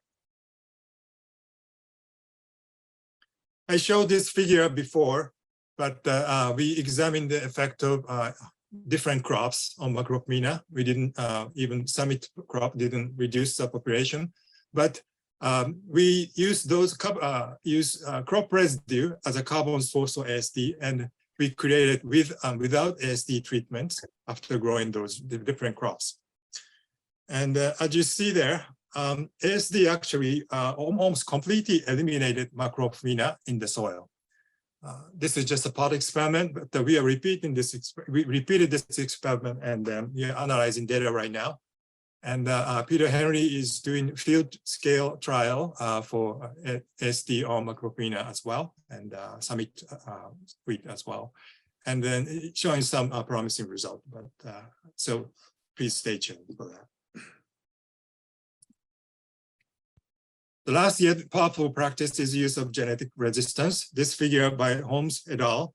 showing the level of resistance for public strawberry cultivars towards 4 soil-borne pathogens. Green means resistant and red means susceptible. As you see, there are 8 fusarium-resistant cultivars, but it lacks Macrophomina-resistant cultivar, and the effect of effort to breed such a cultivar is in progress. Also, there is no single cultivar that is resistant to all pathogens. Finally, it's important to integrate all available practices to your production goal. This figure is an example of a field trial integrating different practices I mentioned today. Many of you have seen this figure before, but I cannot find a better example than this, so forgive me to reuse this example. The 8-year organic strawberry vegetable rotation study was conducted at UCSC farm from 2011 to 2019. Field was infested with Versim dariae at the onset of the trial, and at the years 6 and 8, we found Fusarium oxysporum and Macrophomina in strawberries. We chose cultivar albium because of its good flavor for our direct marketing customers and its relatively Versim dariae tolerant characteristics. In this replicated split plot trial, we compared multiple layers of factors. First, we compared the length of the rotation, 2 years, 1 year break, versus 4 years, 3 year break. Among each, we had broccoli-based rotation and lettuce-based rotation. As discussed already, broccoli is suppressive to Versim dariae, whereas lettuce is the host of Versim dariae. Economically, however, lettuce is much more lucrative than broccoli. Further, we had 4 different soil treatments at each rotation: no cover crop, bare fallow control, mustard cake plus cereal cover crop, AST plus mixed cover crops, and AST plus mixed cover crop plus compost and feather meal. In year 8, we grew strawberries at all plots as a 4th second rotation or the second 4-year rotation. This figure shows the cumulative marketable fruits yield of the strawberries in the year 8. Between the rotation lengths, 4-year rotation had 20% more yield than 2-year rotation in average. But for broccoli rotation, that was not the case. Both yields were similar, and notably, the effect of AST was not so clear. For lettuce rotation, however, 4-year rotation had much higher yield compared to 2-year rotation. AST plots had significantly higher yield than mustard cake and bare fallow plots, probably due to the suppression of Versim dariae by AST. This demonstrates that AST can be an effective tool when strawberry growers have no choice but to plant strawberry right after Versim dariae, host crops such as lettuce. The best treatment was the lettuce-based 4-year rotation using AST. We are going to analyze economics of these rotations soon. In summary, sanitation and prevention is very important, and diagnostic if you have a symptomatic plants. And managing practices, you should integrate as much as you can. For Versim dariae, resistant variety, avoid host crops in rotation, broccoli incorporation, rotation, and autumn AST. And for Fusarium wilt, a resistant variety, 2+ year break, avoid rose family crops in rotation, and summer AST. For charcoal rot, 2-year break, cereal crop rotation, and summer AST in study in progress. Overall, well-designed crop rotation is a foundation of soil-borne disease management in non-fumigant-based strawberry production. Diversified organic growers who grow strawberry as a core crop among many other crops may want to design their crop rotation around strawberries, one of the most soil-borne disease-prone and lucrative crops. Specialized organic strawberry growers might not be able to control the rotational crop by themselves, but it's worth communicating with vegetable grower with whom they rotate the field. Although we are working hard to develop more, available tools for soil-borne disease management in organic strawberries are still limited.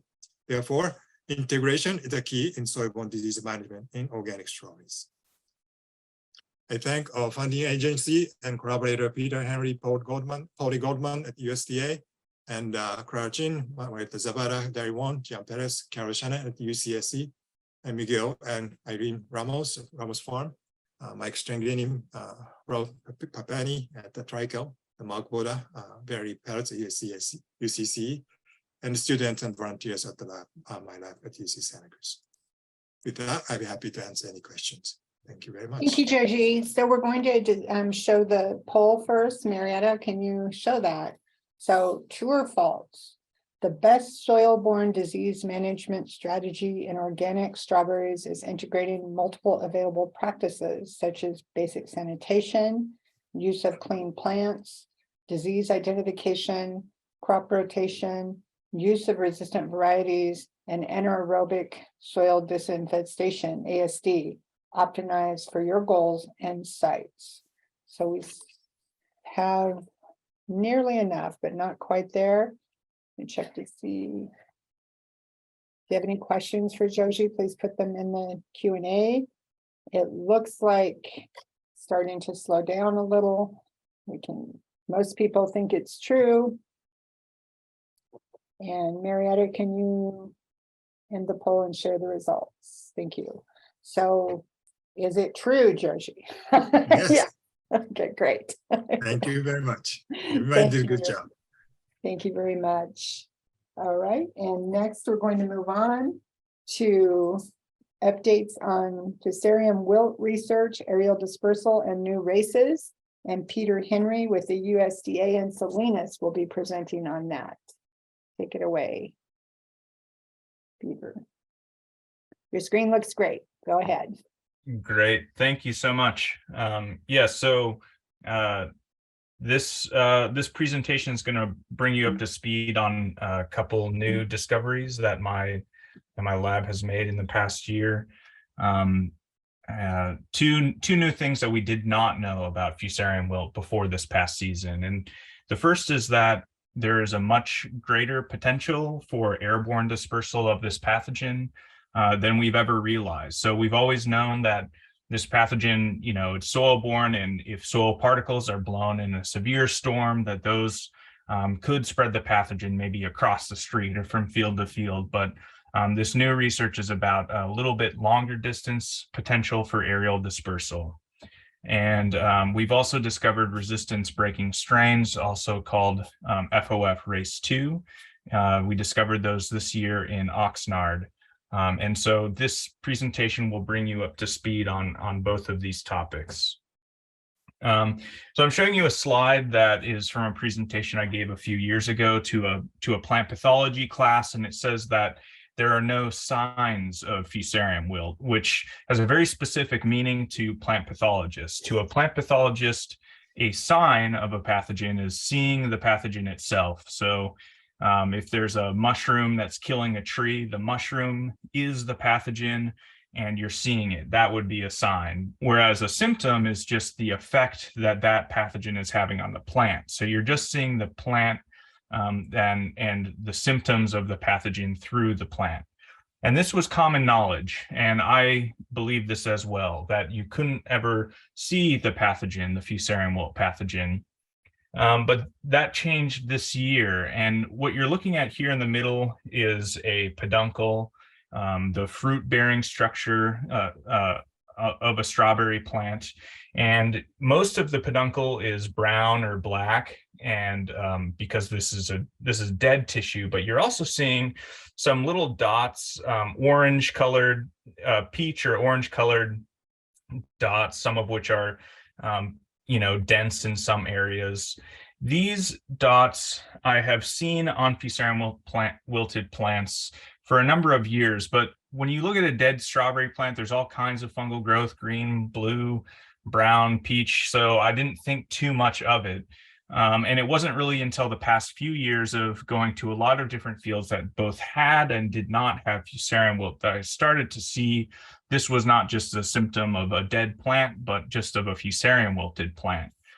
So I handed off some samples to Jade, a postdoc in my lab, who's also co-advised by Steve Knapp, and she took a look under the scope and confirmed that these structures, these orange structures, are made by the Fusarium wilt pathogen, and they're called Sporodokia. So that's sort of the Latin term for them.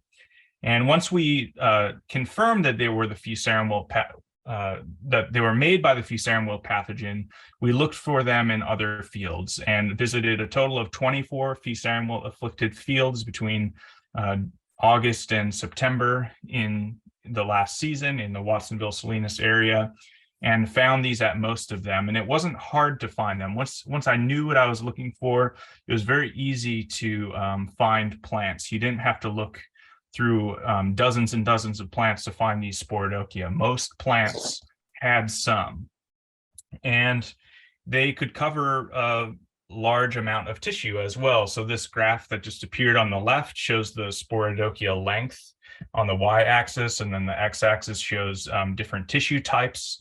And so petioles and peduncles are the main stems that are extending from the crown, and it was pretty common to see these Sporodokia growing 5 to 15 centimeters up the length of these tissues.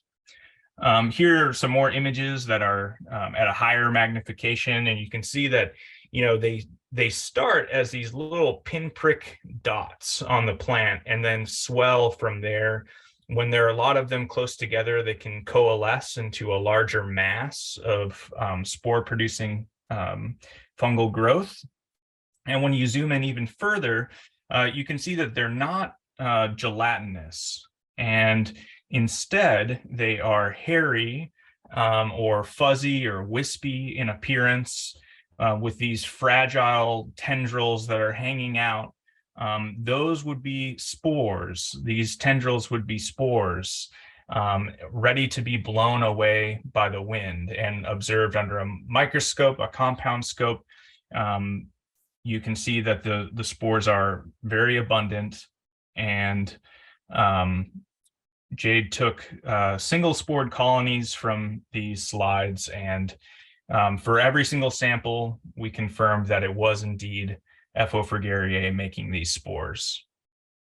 Jade also designed a simple experiment to test short distance aerial dispersal. So this is a tote with a fan indicated with the blue arrow, and a Sporodokia sample you can see is indicated with this red arrow. There are some Petri dishes on the bottom, and then also on the sides, like sort of near the top of this tote.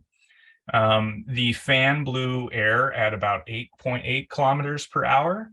And we ran the fan for 60 minutes and then measured the number of colonies on each of the plates. And we did this 4 different times, and every time we were able to show airborne dispersal. One of the times the sample didn't produce many colonies, but there were 60 to 90 colonies on these plants that were confirmed to be F.O. frugariae, and not just on these couple plates on the bottom of the bin, but also on the plates that were vertically oriented on the sides of the box. And this coincides with a moderately sized body of literature about Sporodokia, which shows that in other Fusarium wilt systems, Sporodokia are associated with airborne dispersal and have the potential for moderate to long distance spread. And you'll note that 8 kilometers per hour is about 4 miles per hour. That's a pretty low wind speed compared to what we're used to. Bug-vacs are used once or twice per week in a lot of fields, and they can generate wind speeds of 7 to 54 kilometers per hour. And the typical afternoon wind speed in our area is greater than 14 kilometers per hour, sometimes much greater. So it's easy to imagine how a bug-vac could suck up a bunch of spores that fly into the air above the tractor and are carried by afternoon winds of 14 kilometers per hour or more to adjacent fields or potentially further. So this first season's work was really just defining the scope of the issue, and we found that these Sporodokia that make airborne conidia are very common in the Watsonville Salinas area. Wherever there's a Fusarium wilt infected field, they are most likely present on many plants. And because of that, airborne dispersal is likely to contribute to field movement of this pathogen. So this could account for some of the instances where we see a lot of fields all in the same area that all have Fusarium wilt. And there are a lot of questions to follow up on this work.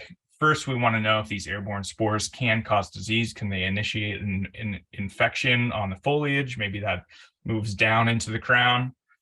We want to know what the long distance range of these conidia are. Obviously, not every single field in our area has Fusarium wilt, so there must be some limitations on the spread and dispersal.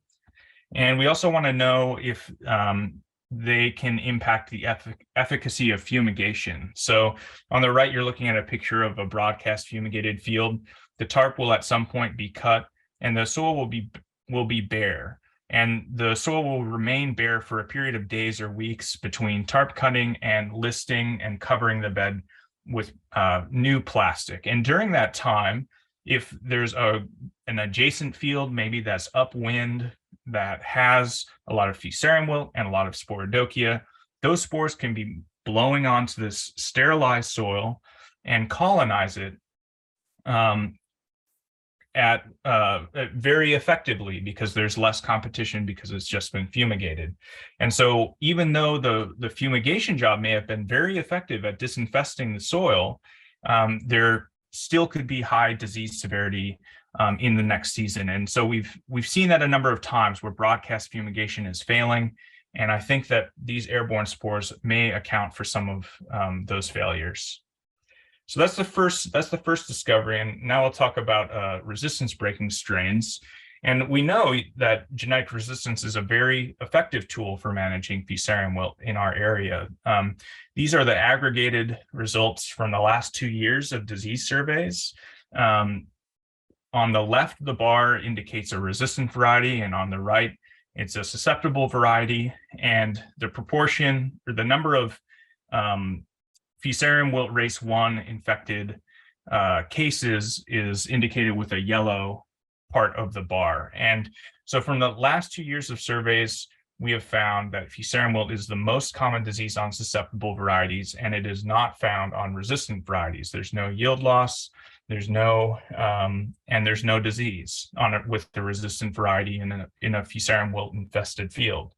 And some examples of resistant varieties are listed here on the screen: Portola, Fronteras, San Andreas, and Victor and Moxie. All of those varieties carry the same resistance gene, and it works by recognizing a protein made by the fungus. So FOF race 1 makes this red star-shaped protein that matches the shape of the resistance gene.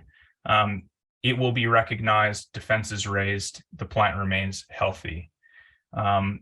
What happens to make an FOF race 2 pathogen is that protein is lost. So the race 2 pathogen no longer makes this red star protein.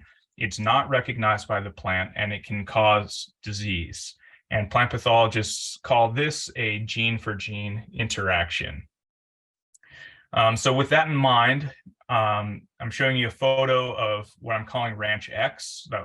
And I visited this ranch on September 22nd last year. It's a 14-acre summer planted organic field in Oxnard where Portola was planted, which is a Fusarium wilt resistant variety.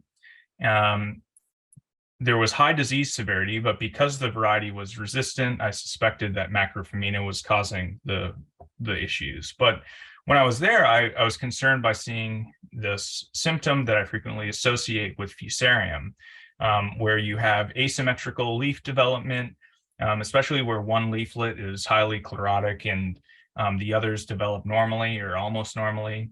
When you see that symptom in combination with outer leaves wilting, some leaves, older leaves just expressing general chlorosis, that tends to only occur with Fusarium wilt infected plants. We took 2 samples. Oleg Dalgovich took one and I took the other. One of them amplified for Macrophamina, so there was Macrophamina in the field. But the other sample had no detectable pathogens, no Macrophamina, no Fusarium, Verticillium, or Phytophthora. So we also plated petioles, so the base of the leaf stem, on a selective media, and that yielded abundant Fusarium oxysporum, which is only common when the pathogen is present. We took pure cultures from those plates, from that growth, and inoculated both a susceptible variety and an FW1 resistant variety. And these cultures caused severe disease on both. So this confirmed that these isolates at that field were FOF race 2, able to cause disease on FW1 resistant varieties. And as soon as the results from this pathogenicity test were clear enough to say that that was what was happening, I met with other researchers and Strawberry Commission staff to develop an early action plan that was aimed at defining the scope of this issue. Obviously, it's very severe in this one field, but we wanted to know a little bit more about its distribution in that field. So was it only present at these 2 locations that I sampled at Ranch X, or was it widespread across all 15 acres? We also wanted to know if it was at other ranches in Ventura in particular, where we focused our sampling. And we also relied on past disease reports from past disease surveys from Santa Maria and the Watsonville Salinas area to assess incidence elsewhere. Obviously, we discussed best management practices with any affected grower, and my lab developed some preliminary detection methods that were a little bit fortuitous. I'm going to tell you about those first. Clearly, plating out these petioles was a really helpful tool for identifying the pathogen to begin with. So we used that again to get pure cultures of other unknown strains, and each unknown strain we tested with 2 different PCR methods. One is Burkhardt method, and the other is the Suga method. And only these race 2 isolates are negative with the Burkhardt method and positive with the Suga method. So this can easily discriminate it from any non-pathogenic strain or race 1 strain. And beyond that, we also sequenced the genome, and there's a gene that's very commonly used for phylogenetics, and it had a single nucleotide polymorphism between race 1 and race 2 isolates. So we've been relying on the combination of these 3 molecular assays to detect any race 2 strains in other fields. We're also using a phenotype-based test called somatic compatibility test. It's a little bit slower, so I won't show you results of that today. But the combination of methods has been what we're using so far. And when it came to sampling, it was a huge amount of work that we had to do in a short period of time to evaluate the scope of the issue as fast as we could. And it was only possible by teamwork with individuals from many different institutions. So the California Strawberry Commission, University of California Cooperative Extension, Cal Poly, and Driscoll's, and my lab at the USDA all contributed to this effort to get samples, process them, and evaluate the results. And in the sampling process, we took biosecurity very seriously. And our first line of defense was that nobody who sampled Ranch X went to other fields afterwards. And beyond that, people who were going between other fields would wear new shoe covers and gloves at every single site and clean their tools and then after cleaning all the dirt off, soak them in 70% ethanol for more than 10 minutes. So the combination of these, I think, helped us prevent any incidental spread that could have occurred during sampling. These images show NDVI at Ranch X over the course of the season. The images are taken by satellites, which image the entire Earth every 5 to 7 days or so. On the left, you can see the first time point I'm showing is August 26th. This is a summer planted field, so that was soon after establishment, and you can see the field established in general pretty well, but there were a couple low spots, and those low spots started to spread. They started to extend across more and more of the field until by November 24th, the last date that I'm showing, almost all of the field, almost all of these 15 acres are affected. And there's a lot of mortality especially in the middle 2 blocks. So the diseases all around the field, but we wanted to make sure that it was indeed caused by FOF race 2. We took samples from 20 different locations in the field, including all 4 corners of this field, and found FOF race 2 at 19 of those 20 locations, indicating that this pathogen has probably been at Ranch X for at least a couple of years. It didn't just evolve in a single plant this year. It would have taken multiple seasons for it to spread and achieve this extent across the field. Our survey for race 2 and other summer planted fields included about 30% of all summer planted fields, about 25 ranches in total. So it was a very comprehensive survey of almost every single really diseased field in the Ventura County area. These were selected by grower recommendation and also by NDVI variation.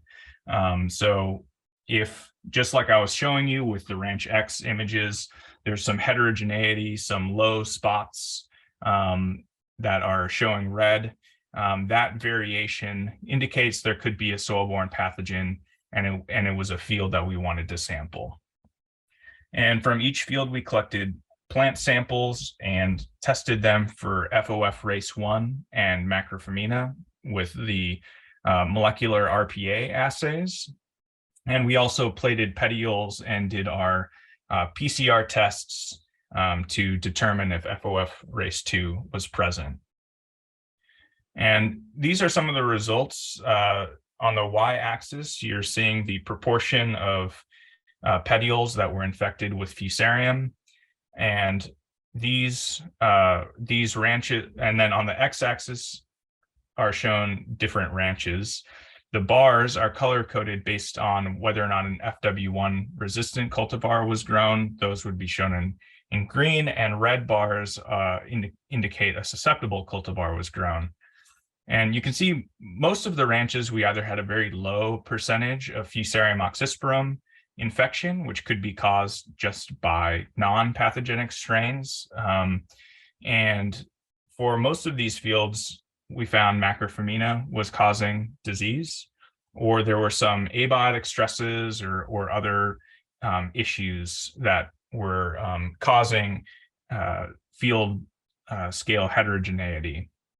There were just a few fields that had much higher rates of petiole infection, and 3 of these fields were planted with a susceptible cultivar, and FOF race 1 was present. So it was really fortuitous those were in the survey, because it gave us a control for how much Fusarium infection we would expect when the pathogen is truly present. There was one location where there was a high rate of infection and an FW1 resistant cultivar was planted. And from this location, we confirmed that it was FOF race 2, the exact same strain that we found at Ranch X. We didn't find any FOF race 1 or Macrophyllomina, same as with samples at Ranch X. So again, we've tested the any colony of Fusarium oxysporum, and right now this is the only confirmed other location where FOF race 2 exists. There have been surveys conducted in Watsonville and Salinas and Santa Maria by Cal Poly and my lab over the past 2 years to determine which pathogens are causing the most disease in these regions. And while these surveys would not detect FOF race 2 because that method only works for race 1, they do provide some indication of whether or not there's a big issue that's not being addressed by the current pathogen detection methods. So, for example, between the 2021 season and the 2022 seasons, with those 2 seasons combined, Cal Poly and my lab sampled 146 fields, and only three of those fields were suspicious in terms of Fusarium wilt resistant cultivar being grown. with an ambiguous result and moderate to high disease severity. And similarly, in Santa Maria last year, Cal Poly found that 100 samples were collected from 68 ranches, and only 3 of those were suspicious. So we're not seeing a lot of fields that seem like they have race 2. This is something we're going to be following up on in the upcoming season, and I invite all of you growers or PCAs to let me know if you have a field with soil-borne disease, and we will do a test for FOF race 2 at your field. It's very important to understand if this pathogen is present in this area or anywhere in the state. Something else I think you might find interesting is that this new strain is also new to science. So I've done extensive analysis of the diversity of the Fusarium wilt pathogen in the past, not just in California, but in other countries as well. And those studies drew from hundreds of isolates from 5 different countries. And the new strain is pointed out on this phylogenetic tree with a red arrow. So this clade is the new strain, and other Fusarium wilt of strawberry pathogens are labeled with yellow or blue branch labels. So you can see it's not adjacent to any other Fusarium wilt of strawberry pathogen. Other isolates with a black label are non-pathogens or non-pathogens of strawberry. So this is a new strain to science, and its genome is distinct from any other Fusarium oxysporum strawberry pathogen. It appears to have evolved by a chromosome transfer between a pathogenic and non-pathogenic lineage, and it's not possible to really prove this, but because it hasn't been found in these extensive surveys of other countries, it seems likely that a local origin could have evolved this pathogen, or this pathogen evolved locally. And so at this point, what we know is that race 2 is in California, is identified for the first time, and is very widespread at this Ranch X location. And that means that it probably originated at least 1 or 2 years ago, potentially longer. It cannot be detected with the commonly used molecular methods, and it's unlikely to be widespread. We only found it at, it's only confirmed at 1 other ranch in Ventura out of a very wide sampling of summer planted fields. And disease surveys suggest in Watsonville, Salinas, and Santa Maria suggest that either it's not present or not common yet in those regions. And this new strain is new to science, and there is a single strain present at multiple different fields. It's not diverse, and it hasn't been observed in extensive diversity surveys across 5 countries. And I'd like to leave you with a note about FW1 resistance, which is that it will remain effective in most fields for a period of time. Fusarium wilt of strawberry race 1 was discovered in 2006, and it really took at least a decade to become widely prevalent across the state. So any field that doesn't have FOF race 2 will still benefit from Fusarium wilt resistance. This image shows 2 plots of a susceptible cultivar grown in a field of San Andreas, a resistant cultivar. The field was fumigated, and yet that didn't protect these susceptible plants. The FW1 resistance gene did.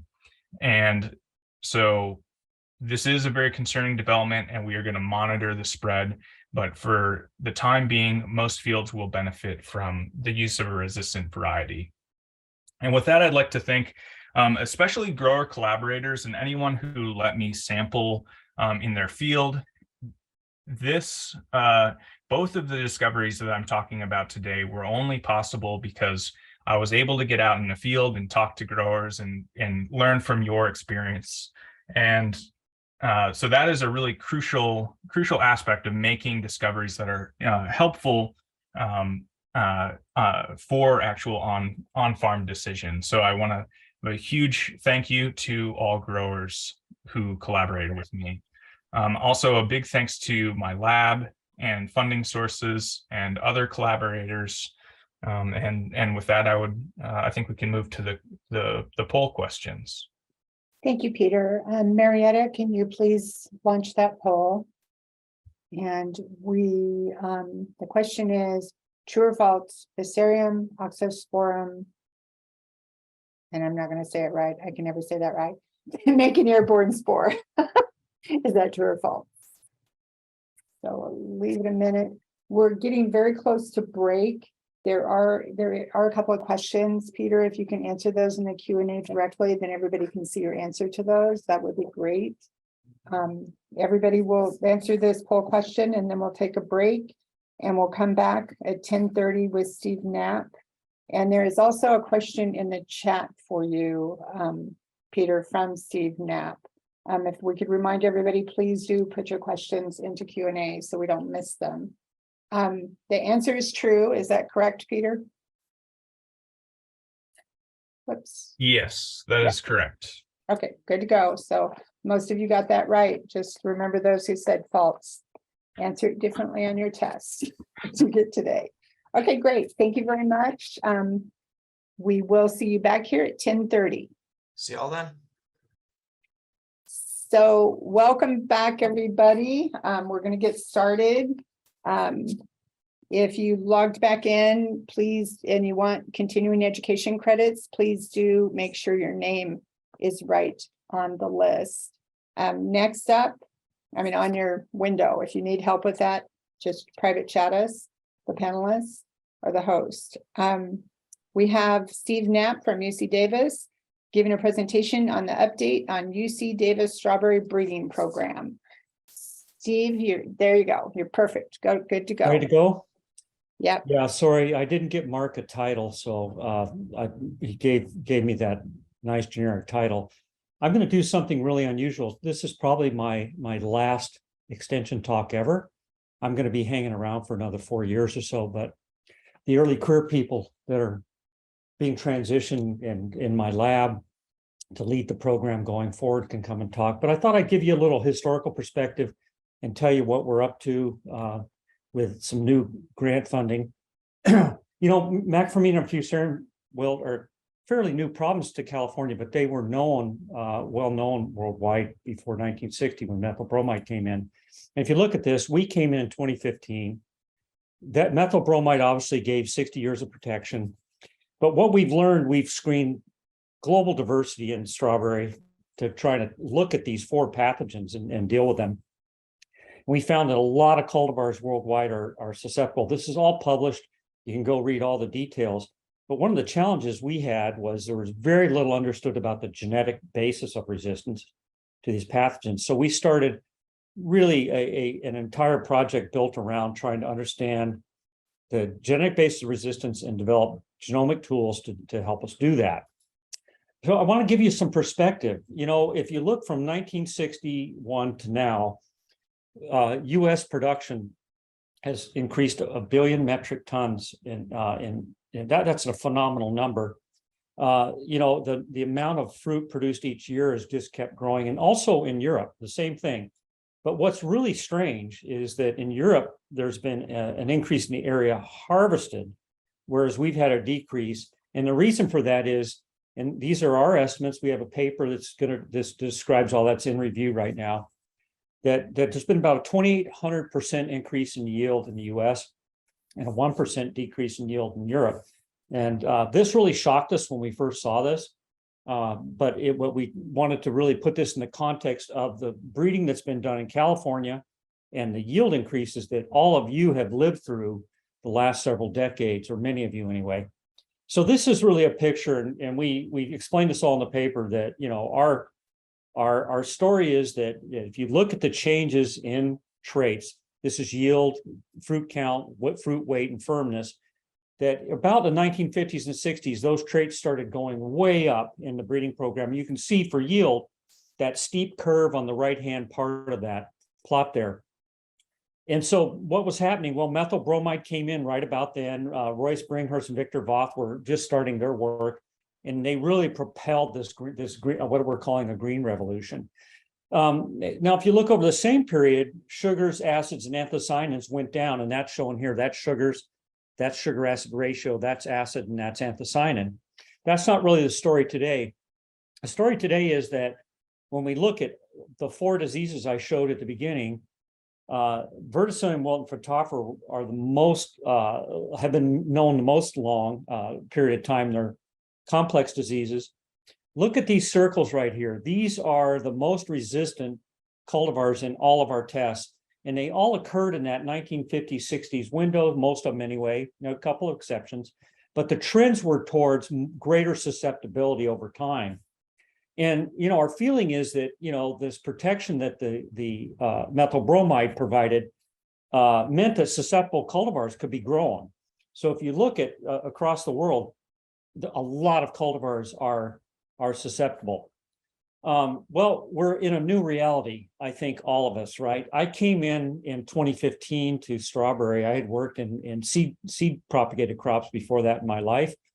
I didn't know what methyl bromide was, and that's just how unbelievable the whole story became for me, was learning what had transpired.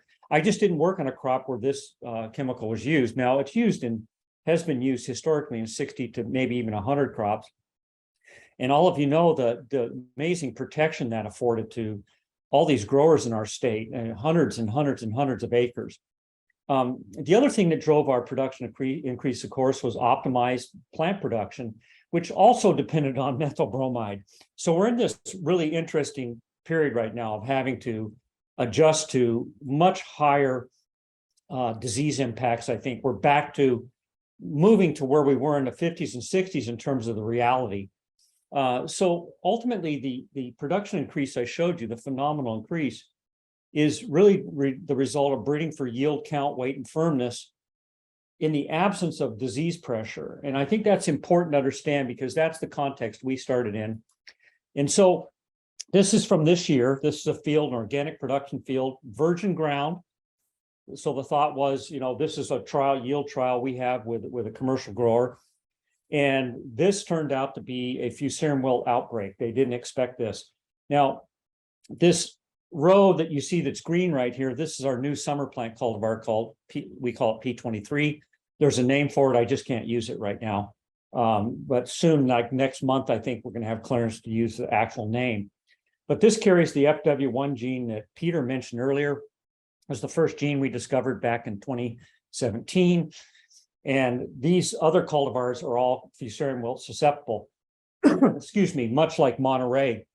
One of my messages is, it's astonishing to me that with this problem occurring in the state, that 50% of the acres are still planted to Fusarium wilt susceptible cultivars. And I don't know, I just think there's a big risk being taken, and Monterey's, of course, susceptible. So here's another important message here. This is the data we've accumulated for the release and of this cultivar. This is over the last 3 growing seasons. And Portola and this new cultivar are both Fusarium wilt resistant. They carry the same gene for resistance. And what we're pointing out is there's no yield loss here. This new cultivar was 26% higher yielding than Portola across farms and years in our study. And that's dropping out that outlier there at 69%.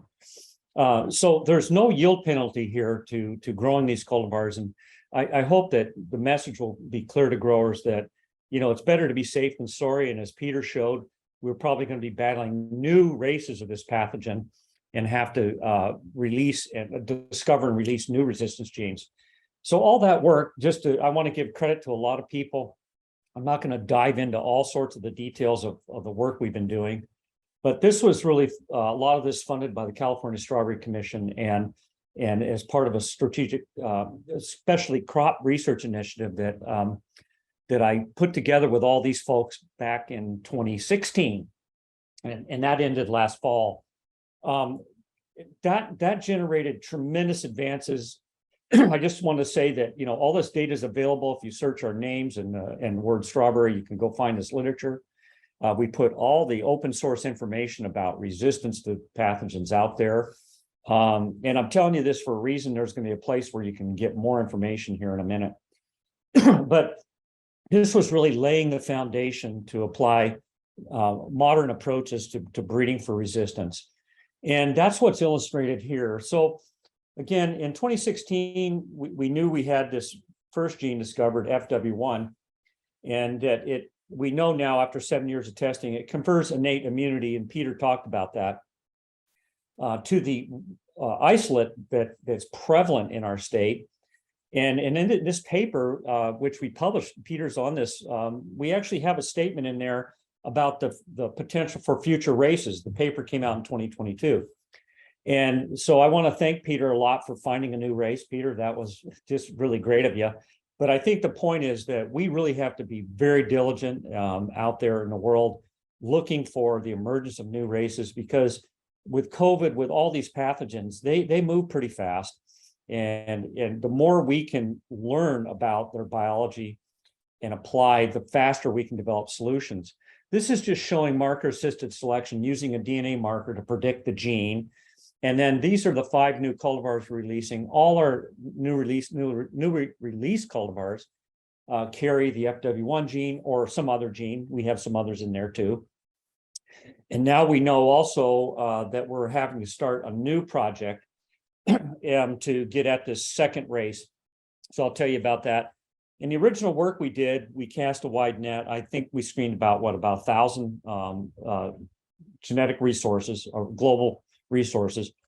And that's how we found these genes and found that for the current race 1, there's a lot of resistance genes out there in the world. And so we've deployed several of them. And this just shows the UCD breeding pipeline being converted from just sort of a random frequency of this gene to a very high frequency in the pipeline. But we're taking the same approach now, and that's my message today. Glenn Cole and I and Mitchell Feldman, Dominique Pancoe have organized a panel with Peter, and we're gearing up to screen for resistance to these new races.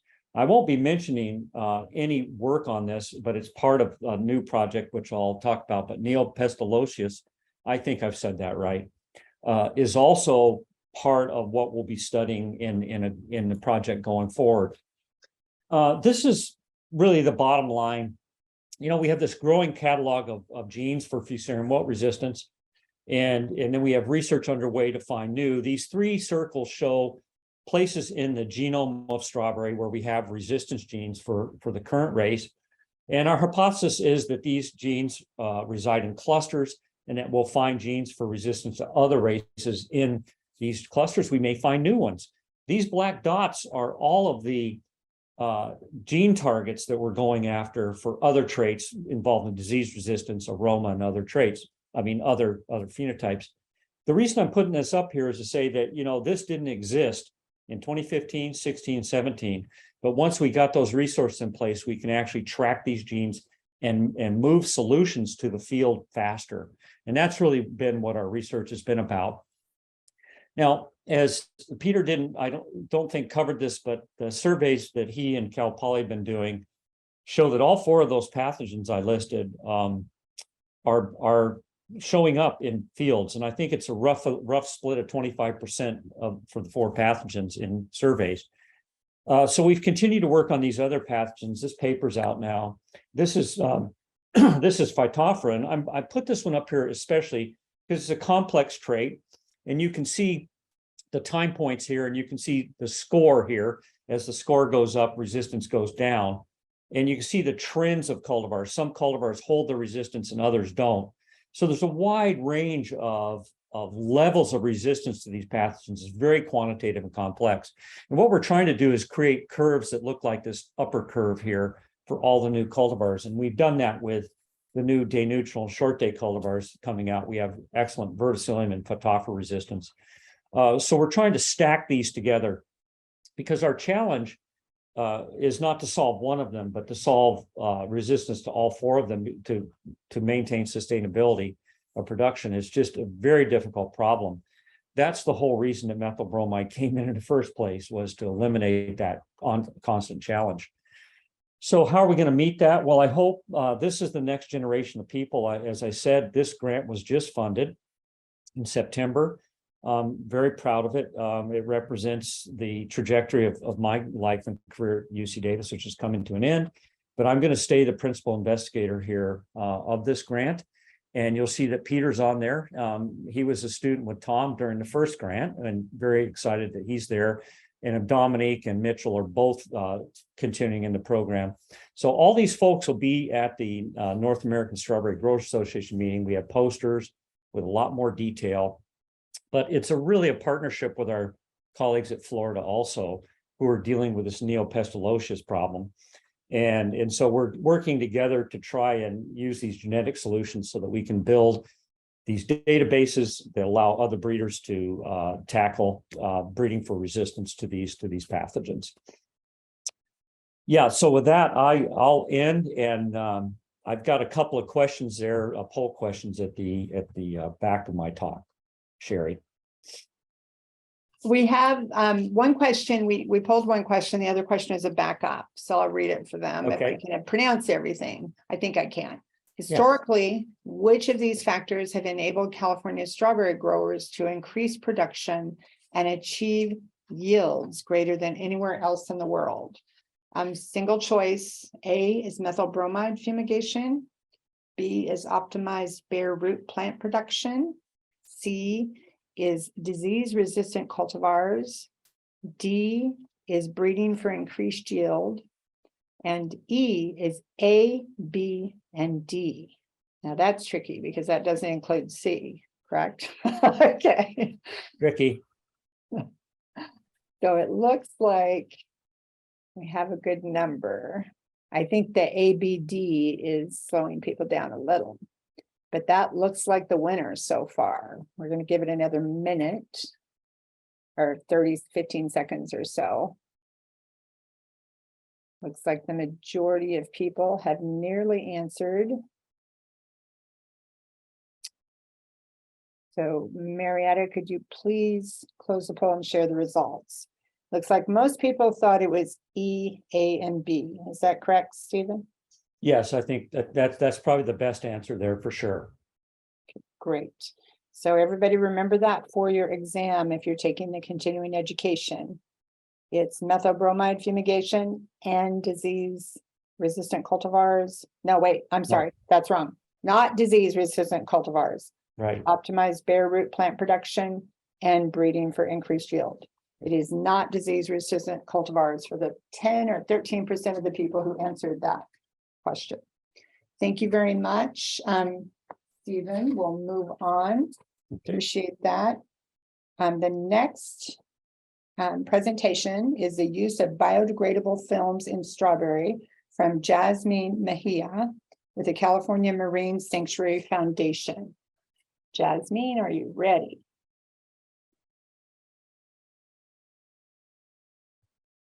We do Yes, need- hello. Can you hear me? Perfect, you're ready to go. Thank you. Perfect. Thank you very much. Well, hello, everyone. My name is Jasmine Mejia Munoz, and I'm with the Water Quality Protection Program at the Monterey Bay National Marine Sanctuary and / the California Marine Sanctuary Foundation. And I want to sort of start this talk by saying that our work between the sanctuary and the agriculture community starts back in the early 2000s with the establishment of the Agriculture Water Quality Alliance.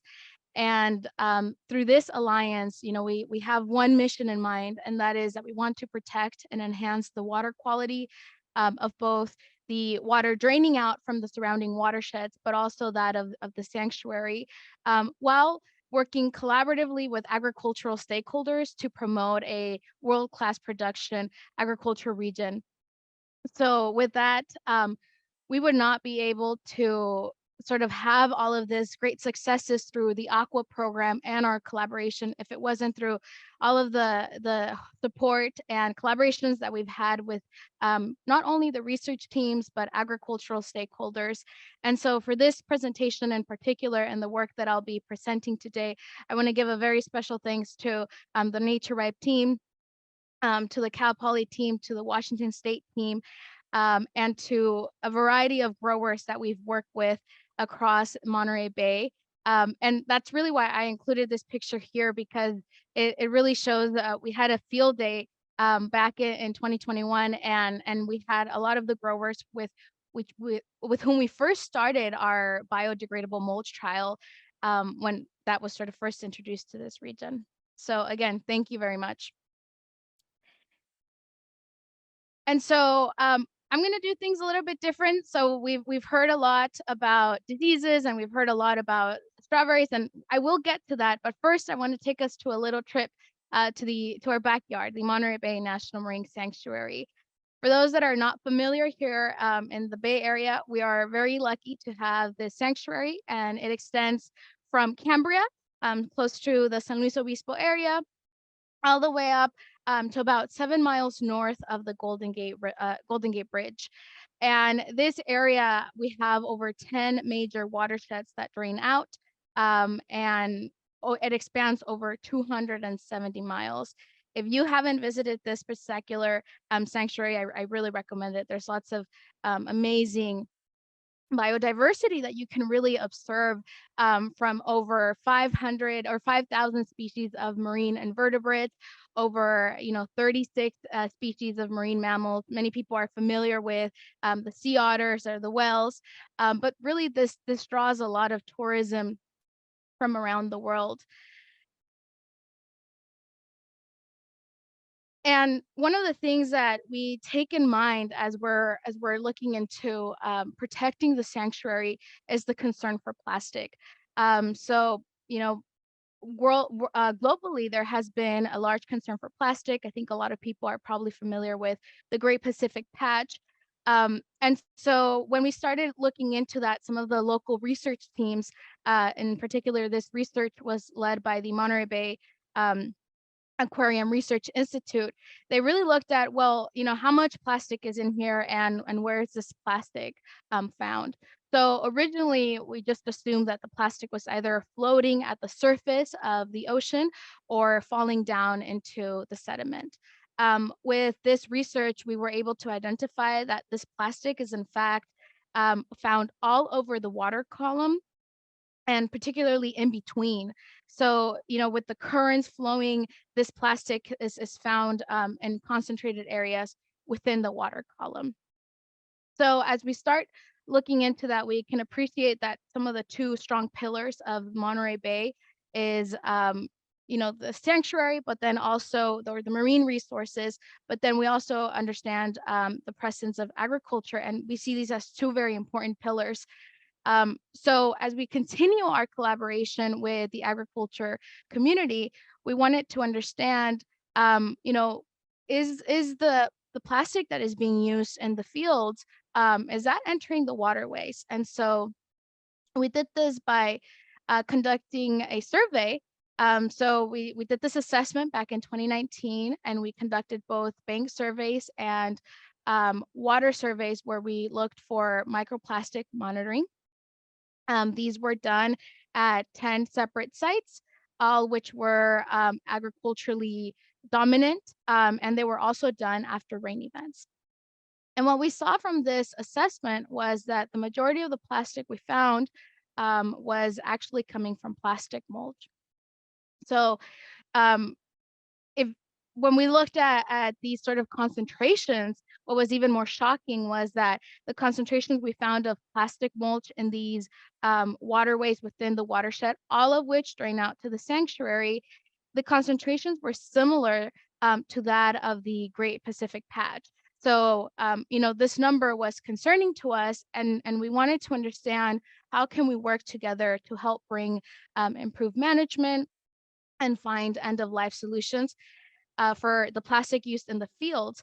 Now, it's important to consider that a lot of these fields are in open areas. So not only can the plastic travel out through the waterways, but then also through the wind.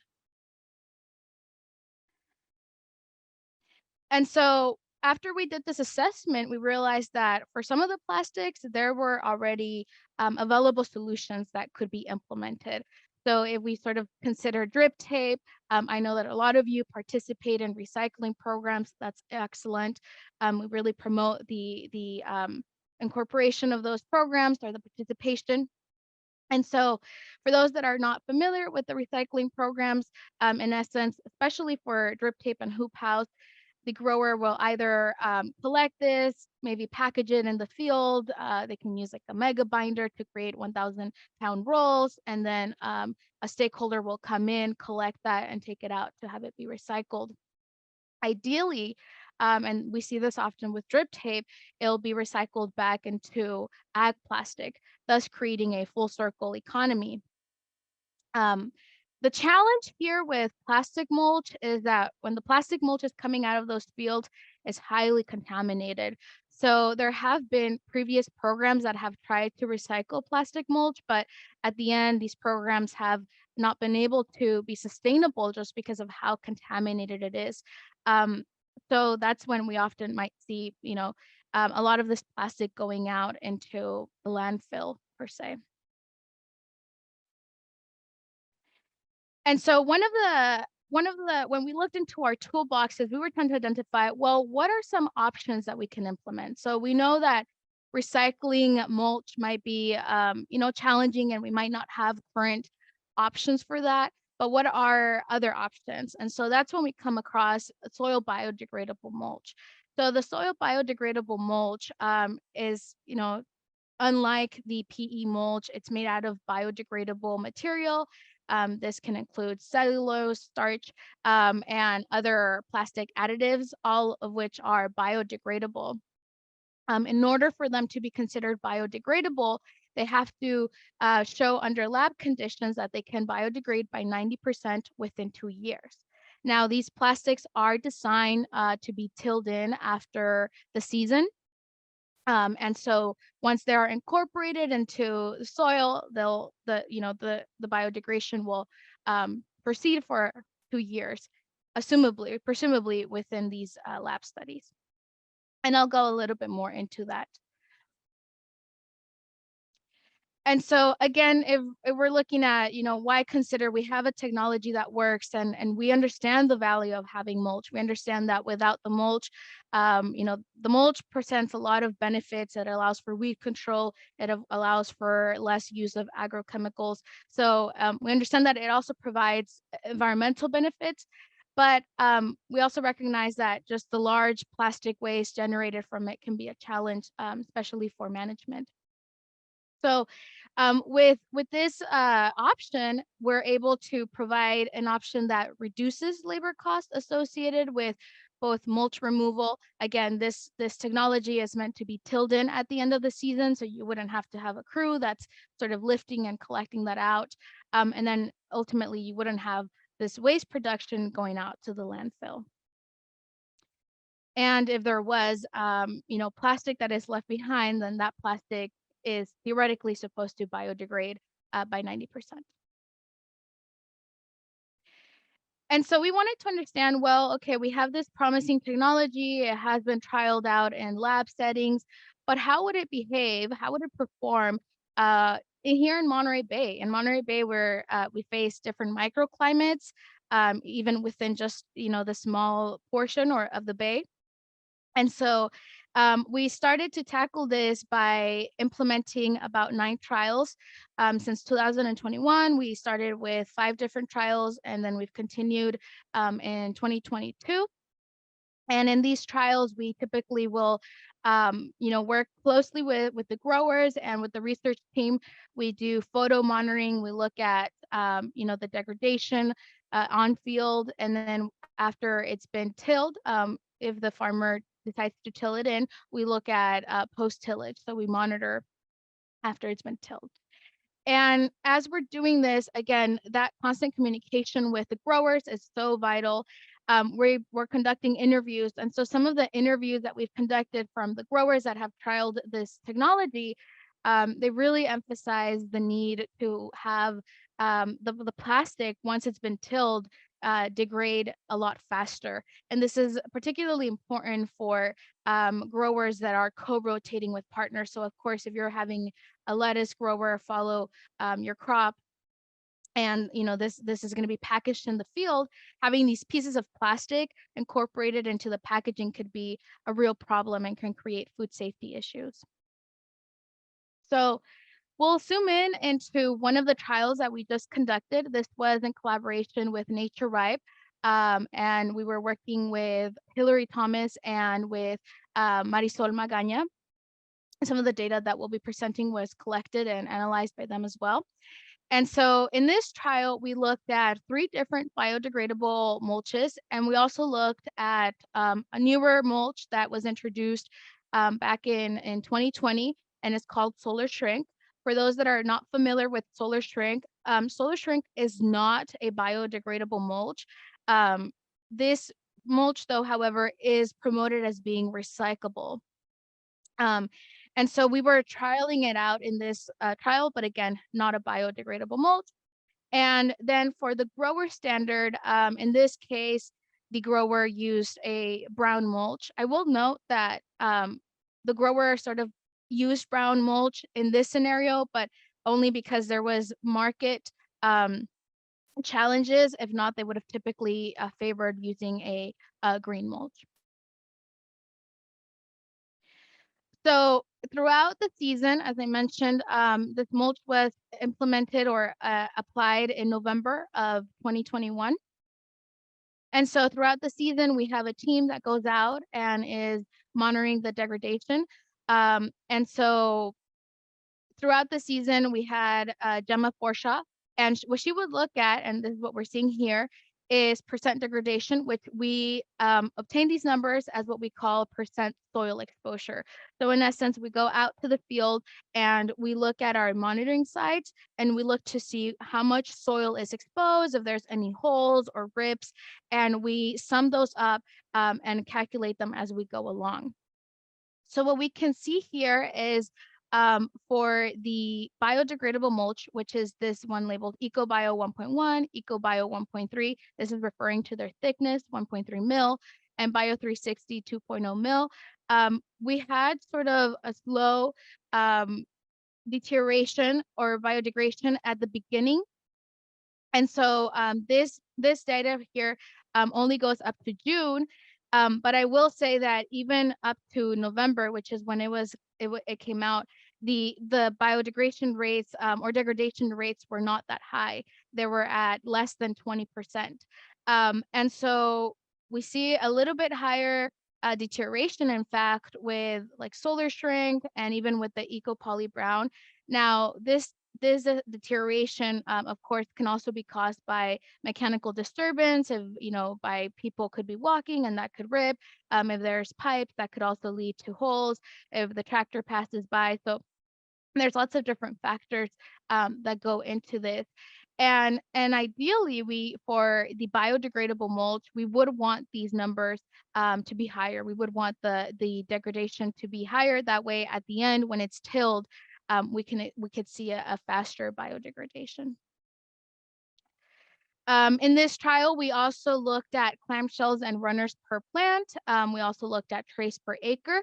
And so what we can see here is that under all of these conditions, the green commercial TIF performed better. These are sort of the expected numbers. But in this case, the brown Eco-Poly plastic mulch was the one that we used as the grower standard. So compared to the grower standard, in this case brown, the biodegradable mulch performs slightly better, but still very comparable. And it's important to note that these were non-replicated trials.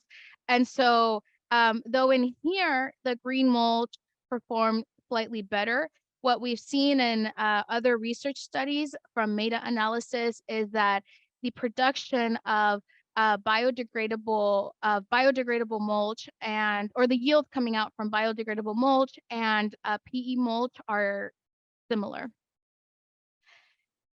And then, as I mentioned earlier, another concern was degradation. So this study that I'm presenting here, this was done in Washington, and they started this study in 2015, and for 4 years they implemented biodegradable mulch. So for 4 years, when they were planting strawberries, they were using biodegradable mulch. What they saw was that 2 years after the final incorporation, they continued to monitor, and they only found about 4 to 16% of the total mulch, which really does indicate that they were able to achieve 90% degradation. after the 2 years. Now, here in this image, this was a trial that we conducted back in 2021. And this was in a ranch in Castroville. And I went and took these images about 9 months post tillage. And so in this particular field, the grower expressed a lot of concern for degradation because they were going to be followed with a veggie crop. And so we were lucky in this scenario because the veggie crop that followed was Brussels sprouts. And so at the end, there wasn't any issues or challenges with the contamination there. But of course, if it would have been followed by lettuce, that would have presented food safety concerns. And so 2 years after, or I'm sorry, 9 months after, you can see these pieces of plastic. So here next to my hand, you see a smaller piece of this biodegradable mulch. So this field had been tilled right after it was lifted after strawberry production, and then it was prepared for Brussels sprouts and then tilled again after Brussels sprouts were removed. So we can still see these pieces, but a lot smaller. The veggie grower reported no impact by this biodegradable mulch in that field. And so the takeaways is really specifically for the NatureRipe trial that we did. These were non-replicated. So as we interpret this, we have to be cautious because they were not replicated. Some of the other data that we have observed indicates that crop yields from PE mulch and BDM are similar. And so one thing to know is that these trials, though, really help us inform our practice, and it's through here that we're able to learn a lot more. What we are considering, and this really we were able to get sort of this perspective from the feedback we got from the growers in some of our interviews, was that mulch color might have an impact on this. So all the mulches that we tried were black, and typically the mulch that is used in this area, not by all growers, but by most of the growers that we were working with, was green. And so that was something that, we're going to be looking at in the future to see if the colors have an impact on that, and try to trial this with green mulch. Another thing that I want to point out, and this, we want to be very clear, is that right now there are currently no available or commercially available BDMs that meet organic standards. And that is because right now there is a requirement that in order to use a biodegradable mulch in your organic field, it has to be at least 80% bio-based by weight. Currently, the closest mulch that gets to that is at around 50% bio-based material by weight. So if you're considering, if you have an organic land, be careful about using this. It's not currently approved or under current commercial availability. Another thing to note is that, of course, as you know, the EPA has a list of tarps that can qualify for buffer zone reduction credits, and the biodegradable mulch is not listed there. So if you are going to be using biodegradable mulch or considering using it in a conventional field, then perhaps consider applying it after fumigating the field. Or if you are going to apply it during fumigation, just make sure you understand that it's not going to qualify for buffer zone credits. And as I mentioned, one of the concerns that growers had, or one of the requests that growers had, was a change in color. And so we were able to work really closely with the manufacturer. And so they were able to create a green mulch. So these are trials that we're working together with the California Strawberry Commission, and Carolina is leading these trials out there. And so they were able to create a mulch. The shade was not, quite there. And so what we did was we got some samples of the shade, the green of the color that the stakeholders here wanted, and we sent that out to the manufacturer. So they're working on creating a color that matches what is currently being used. In this particular field, they just implemented this about 4 months ago, I want to say. And during the storms, well, actually quite before that, when it was applied, it was applied, it kind of, it stretched out a lot. And so early on, we started to see degradation on the sides. So in this ranch, the plastic was removed, but in a separate ranch, also in Oxnard, the plastic is still on, and Carolina continues to monitor that. So maybe next time we can provide with some updates on that. In addition, I want to comment that we are starting a SCREE grant, a specialty crop research initiative grant that's going to be focused on looking at biodegradable mulch at a national level. So we're the leads here for California, and we're going to be starting this trial with Rich Udo. And then there's also going to be trials in Nebraska, Florida, and Washington. And so through this national program, we're going to be able to really comprehensively look at the performance of this biodegradable mulch under different climates, under different agricultural industry sectors. And then we're also going to be looking at really understanding if there's ways in which we can fasten or speed up that biodegradation rate at the end of when it's tilled into the soil. In addition to looking at biodegradable mulch and trying to tackle end-of-life management for mulch, we have also worked into implementing practices that can help deal with management of drip tape. And so there are other recycling programs, which I'll cover here in a bit, but I want to cover this particular program because some of the current recycling programs available have high pickup requirements.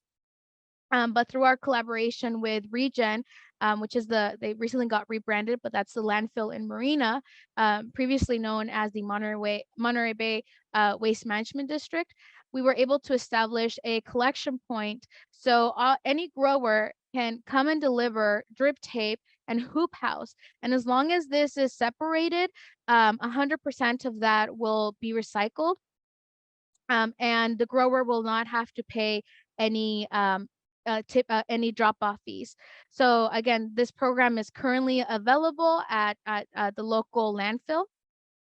And if you're interested in participating, you can call this number that we have here at the bottom from Flipping Iron, and they'll get you in the list. So that way, when you go and you're at the scale, you just let them know I called in, my name is in the list, and then you can drop off that drip tape for free. As I mentioned, there are also other recycling opportunities. And so there's different stakeholders across the region. A lot of these expand beyond Monterey and Santa Cruz. So Andros, Netafim, RDO Water, Rivulis, they all have recycling programs. Most of them offer free pickup if you are able to meet the program requirements. So in here, I've listed a couple of different resources, phone numbers. If you're interested in participating, you could give them a call. And I also prepare this for our Spanish-speaking audience. If you're interested, again, in participating in these programs, these are the contacts. Most of them do have Spanish-speaking representatives as well. And with that, I want to sort of wrap it up, but I want to go over some of the resources that are currently available if you're interested in learning more. Washington State University, of course, has a really great website with vast information around mulch. And so you can find that under smallfruits.wsu.edu. If you are social media savvy, they also have a Twitter page under @mulchmatters. In here, you can find a series of videos, fact sheets. You can find sort of the responses that the team has created for the National Organic Board, and also a summary of different research that is available for this technology. And then locally, again, as I mentioned, we do have the Agriculture Water Quality Alliance. So you could also find additional information under aqua.org. And in particular, I want to point out that we do have a monthly calendar newsletter that is prepared by our team, and we send that out once a month. In this calendar, you'll find sort of relevant events that are happening for agriculture. And so those are listed there. Additional events that maybe are hosted by like the UC Extension or other local groups. So if you're interested in getting those updates, you can sign up at aqua.org. If you're interested in learning more about the Monterey Bay National Marine Sanctuary, you can visit us at montereybay.noaa.gov. And with that, again, I want to thank all of the team. This is a lot of team effort that goes into this project. And I'll open it up to any questions, or you could also feel free to email me or Lisa. Thank you, Jasmine. We have one question in the Q&A right now, and then we'll do the poll right after this. Sounds Does good. strawberry mulch properly disposed of in the landfill make it into the marine sanctuary? Well, you know, it's not in the majority, but of course, some of that plastic can go out into the sanctuary through different venues.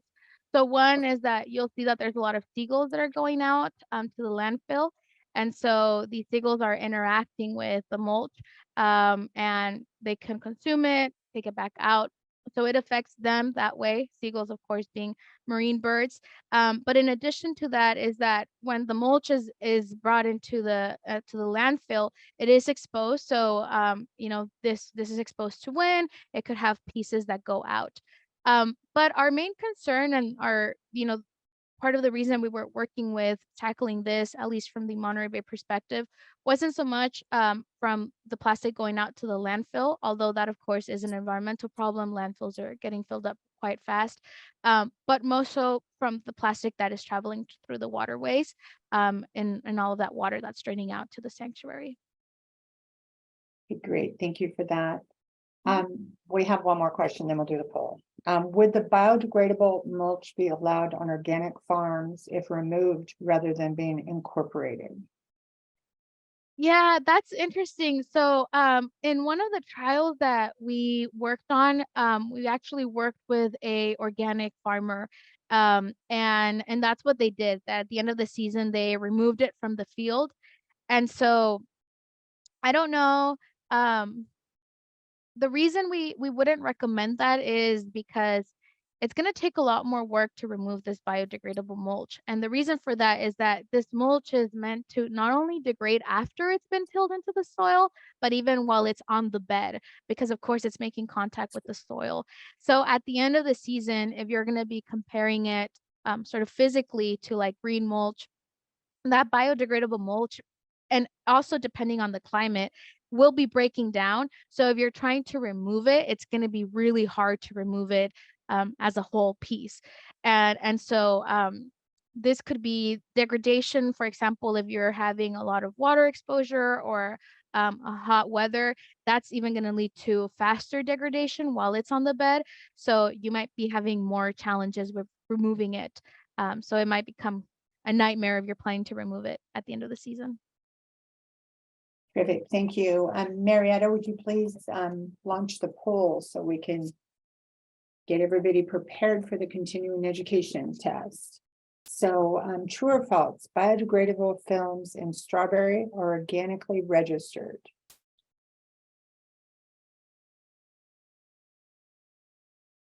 And the responses are coming in.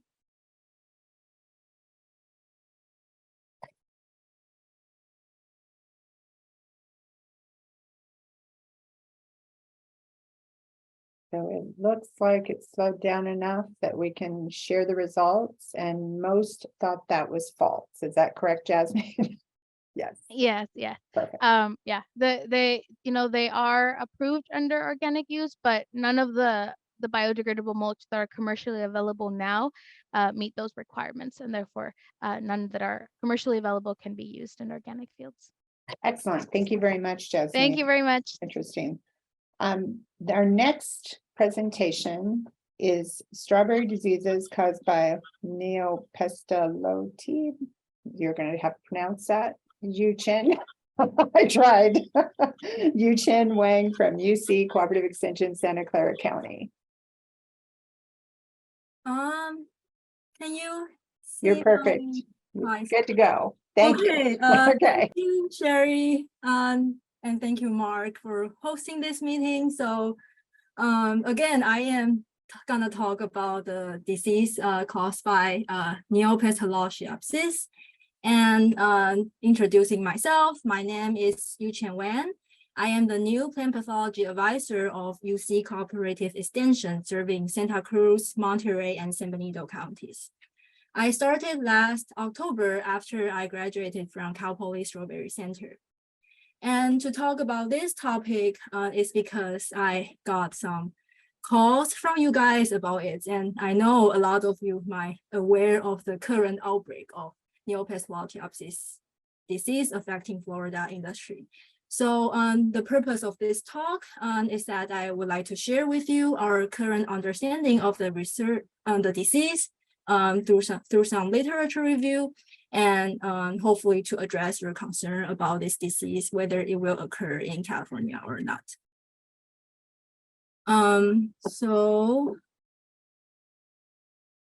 Before I moving forward, there is another question I received a lot from you guys, is the status of the diagnostic service from UC Cooperative Extension.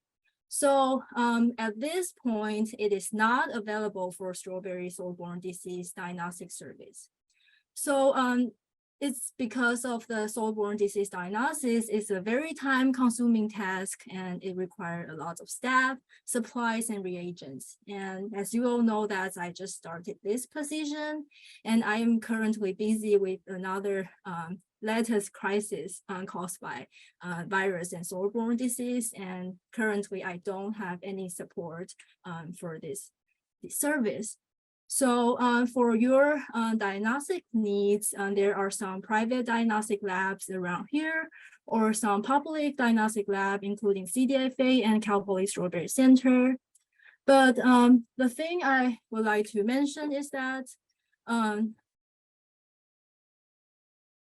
although this day-to-day routine diagnostic service is not currently available from us, I hope you can feel free to still reach out to us for any other concerns and needs you have.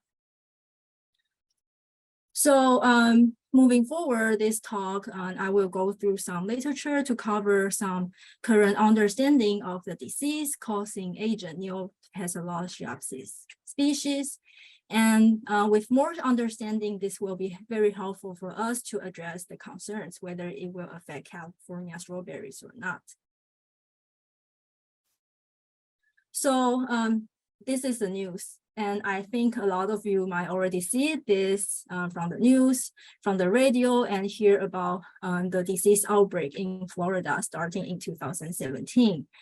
So as you see that this Neopistolochiopsis disease can cause leaf spots, fruit rot, root or crown infection, and cause severe loss in lots of fields. And that was not just 2017, this continued to cause significant loss in the later years, with hundreds of acres of plants being lost based on Florida research. So, and about this disease, some mention it as a Pistolochiopsis-like fungi, or some call it as Neopistolochiopsis. So, so what is this? What is the causing agent? What is that? So there is a further research about this conducted by Dr. Natalia Perez lab, that is in University of Florida. So their team actually found out the recent outbreak was caused by a potentially new Neopistolochiopsis species, which is genetically distinct from Neopistolochiopsis rosae, which is an older pathogen of strawberries. Although there is still further taxonomy research about this potentially new species is ongoing to confirm whether it is a new species or not, I will just refer the recent outbreak as a new species in the later of this talk.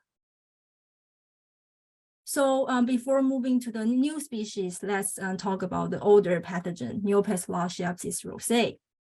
So many of you have heard of it as other name, might be Pistolochia or Pistolochiopsis. And according to the most recent studies by Natalia Perez lab, those identified as Pasteurella or Pasteurella should be Neopasteurella rosea. And it is not a new pathogen. The first report of it, called strawberry foot rot, was identified in Florida as early as 1973. And going through many reclassification due to the advance of morphological analysis and molecular taxonomy techniques, it's finally confirmed as Neopasteurella rosea. And here you can see the pictures of the spores of the fungi in this group. They have very unique look of spores with this multi-celled and the appendages. So it is a fungal pathogen. And although there are some recent outbreak in subtropical area from Neopasteurella rosea, it is generally a weak pathogen, occur on the weakened plants or as a secondary pathogen isolated along with other primary pathogen. And it could be found on fruits or leaves, but mostly it is associated with roots or crown rods.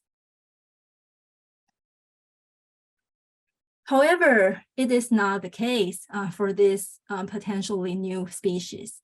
So this new species is more aggressive than Neopasteurella rosea during the favored condition. So the in vitro study conducted by Baggio et al., they found out that this new species produce 4 times of the amount of spores than the old species Neopasteurella rosea.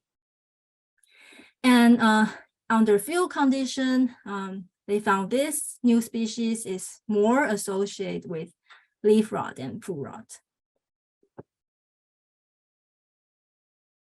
Also, this new species is favored by heavy rain and warm temperatures, especially the consecutive and prolonged rain events is favored by the disease since the disease is water spread. And although it is favored by warm temperature with an optimum temperature of 75 to 86 degrees Fahrenheit, the disease can develop as under low temperature as low as 50 degrees Fahrenheit. So here, I would like to emphasize the prolonged wetness is playing a very important role in the disease development. So here, this is the Florida disease emergence timeline from Natalia Perez. And we can see that in 2018 to 2019 season, the disease outbreak started from 5 fields and was all linked back to the same nursery source where they find the new Neopasteurella species potentially formed from some other crop around it. And in the next year, 2019 to 2020, they found out the disease spread quickly to more than 20 fields, and that was related to 2 nursery sources. And continue spreading very quickly in the 3rd year, 2020 to 2021. They found out the pathogen had already developed and established in most of the fields, and that was not related to the nursery source anymore. So here we see how fast the disease can spread and develop. Currently, this pathogen can be found in most fields in Florida, and it has been confirmed in some farms in North Carolina, Georgia, Texas, Indiana, Pennsylvania, and Wisconsin. So here comes the questions. What about California strawberry? Does the disease occur in California?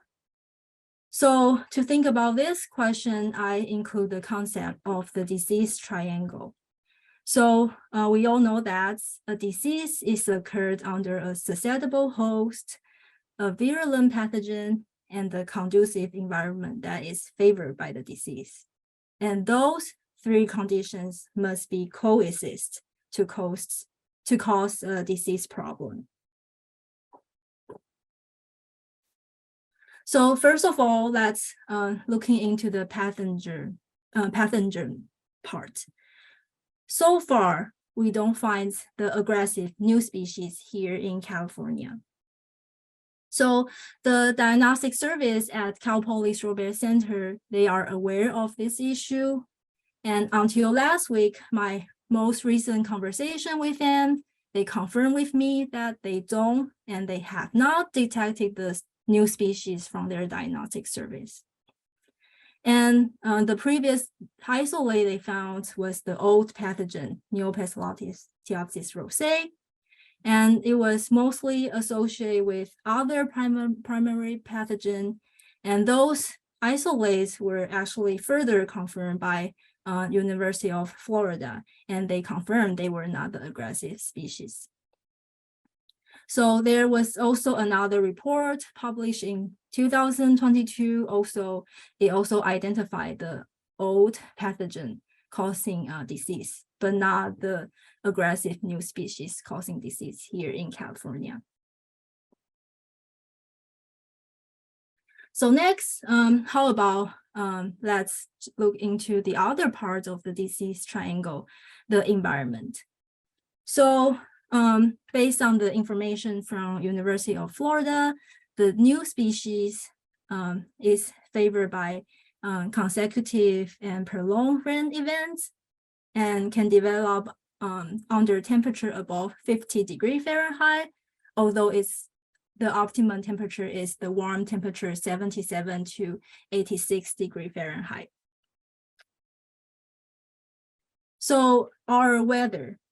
So looking here, this is the weather data of the last 5 years from 2018 to 2022 at our CMIS weather station here in Watsonville West. Here, we see the monthly average temperature range from 49 Fahrenheit to 64 degrees Fahrenheit. Which is above the 50 degrees Fahrenheit that's the new aggressive species can develop. But it is far from the warm temperature that's the pathogen prefer at 77 to 86 degrees Fahrenheit. And looking at the total precipitation over the year, we can see there we have some rainfall around January, March, and also November, December. As I mentioned, that's the pathogen prefer prolonged wetness. This may be a potential period that the disease may occur. So here, another set of weather data of last 5 years of Salinas North Station. We can see that the monthly average temperature range from about 50 degrees Fahrenheit to 64 degrees Fahrenheit, and above the 50 degrees Fahrenheit, that's the new species can develop. But it's far from the warm temperature that the pathogen prefer. And the total precipitation over the year, we did see some rainfall in the spring and in the winter again. So those might be the potential period that the disease may occur. So seeing that so far, we don't have the aggressive species here right now, and maybe under relative low risk due to our climate. However, I am, and I hope you are vigilant about the disease as me, especially after a period of rainfall and prolonged wetness. So be aware of the unusual leaf spots and full rot symptoms. As I mentioned before, the new species is more associated with causing leaf spot and full rot. And here I including some pictures of the symptoms of the leaf spot. And here you can see that it starts at this light to dark spot on the leaves and continue in the later stage. The the spot increase in size. And it is the circular and irregular shape at the leaf margin. And if we look closer to the older and necrotic leaf, we will see these black fungal structures. And those are the fruiting bodies of the pathogen that exudate spores. I know I don't have a good quality of picture here. So if you want to see more or high quality pictures, you can find them at this extension article by Juliana Baggio and Natalia Perez. And you will see more picture of the disease symptoms. So there might be other leaf spots. You might confuse it with Neopets rosea, and they are the disease might commonly occur right now, and that include the Zithia leaf blotch. And for the Zithia leaf blotch, we can see that it is occur at the margin of the leaves as well, and the gray to tan color, and continue moving and cover the whole leaves. Different from Neopets rosea, you will see the fruiting body is brown color and instead of black. Also, angular leaf spot is another disease we might commonly see at this season, and it is forming this translucent water soak angular leaf spot. If we can see that from the back of the leaf, we can see that. And this is also another commonly found leaf disease in this season. About the fruit rot symptoms caused by Neopets on the young leaf, on the young fruit, we can see that the disease causes the dry, light, tan, and slightly sunken and irregular lesion. So continue seeing that the lesion expanding and will cover with those dark black fungal structure, which is the same as the leaf spot that were the fruiting bodies that exudate spores. So other fruit rot that may be confused with Neopets latiopsis, including anthracnose fruit rot. So anthracnose fruit rot will also cause the sunken lesion, but at the later stage, it will cover with those orange, salmon pink fruiting body, those producing spores. So the color of the fruiting body is different. And the other fruit rot, botrytis fruit rot, the initial symptoms may be confused since it also produced this brown lesion, but at the later stage, it produced a gray-brown moldy structure.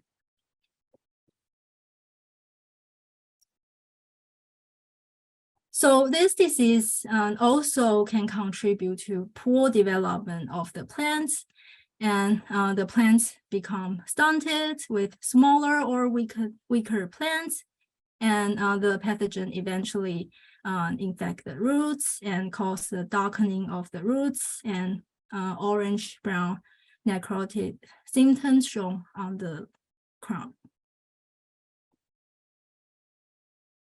So conclude here. So currently we know that there is the old species Neopets latiopsis rosea. It is here in California, but mostly as a weak and secondary pathogen. And we have not found the aggressive species here yet. And the new aggressive species affecting Florida is favored by consecutive and prolonged rain events.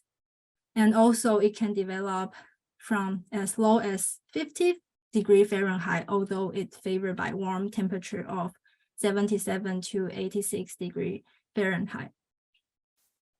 And although we don't have the most optimum condition for the disease, and we are not sure whether we are going to have the disease here in California.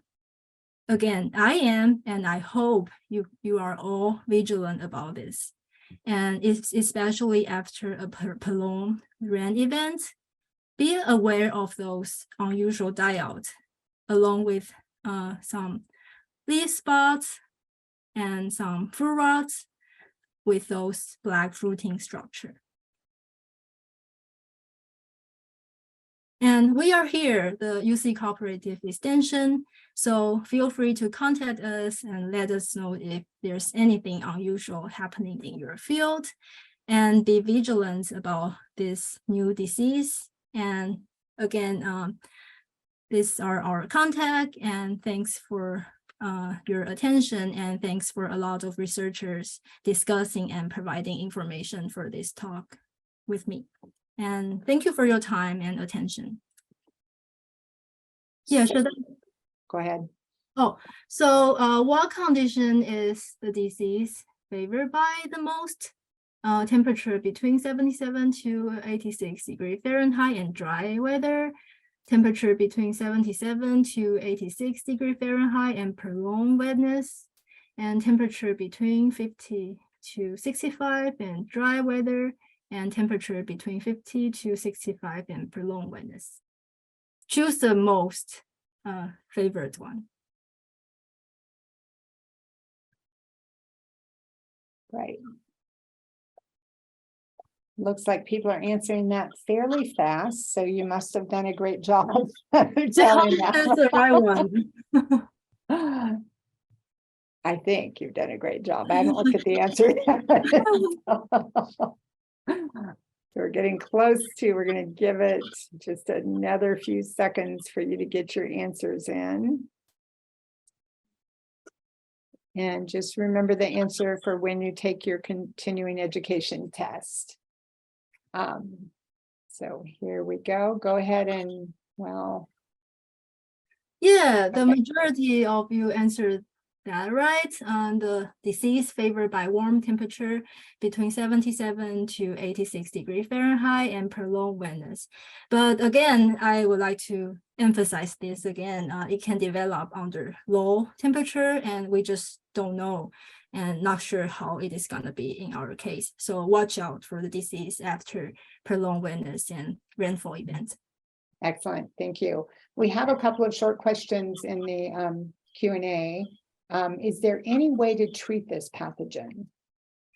Yeah, that is a good question. So Florida is doing some fungicide efficacy tests, and there they found some fungicide showing effective effect on the pathogen, but currently, I don't think those fungicide, they are registered here in California. So if we have something, an outbreak, then we may need to work on having the emergency registered or some other action going on for those fungicide to be available working on this disease. Great, great. And yeah, Rod just clarified treatment for this pathogen. So thank you very much. We appreciate your presentation. Thank you.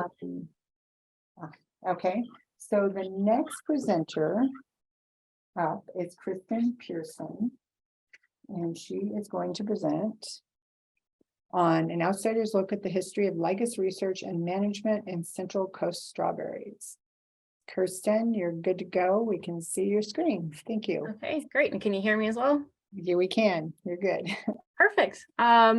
So as you might be able to tell from the title of my talk, I, like Yu-Chen, am relatively new to my position. I also started in the fall, but unlike Yu-Chen, I don't actually have experience working in strawberries. So I was trying to figure out, what would I do for this presentation? And I decided to bring everyone along here on my journey of understanding where we've been, possibly where we're going to go in terms of Lygus management.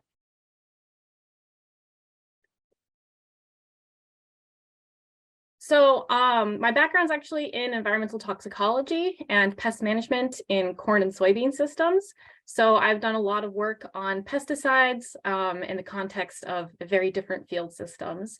So I decided to turn to data that was out there on strawberries to get a better sense of what kind of work has already been done on lygus management. And I wanted to look at the production context. So how has strawberry production changed in the area?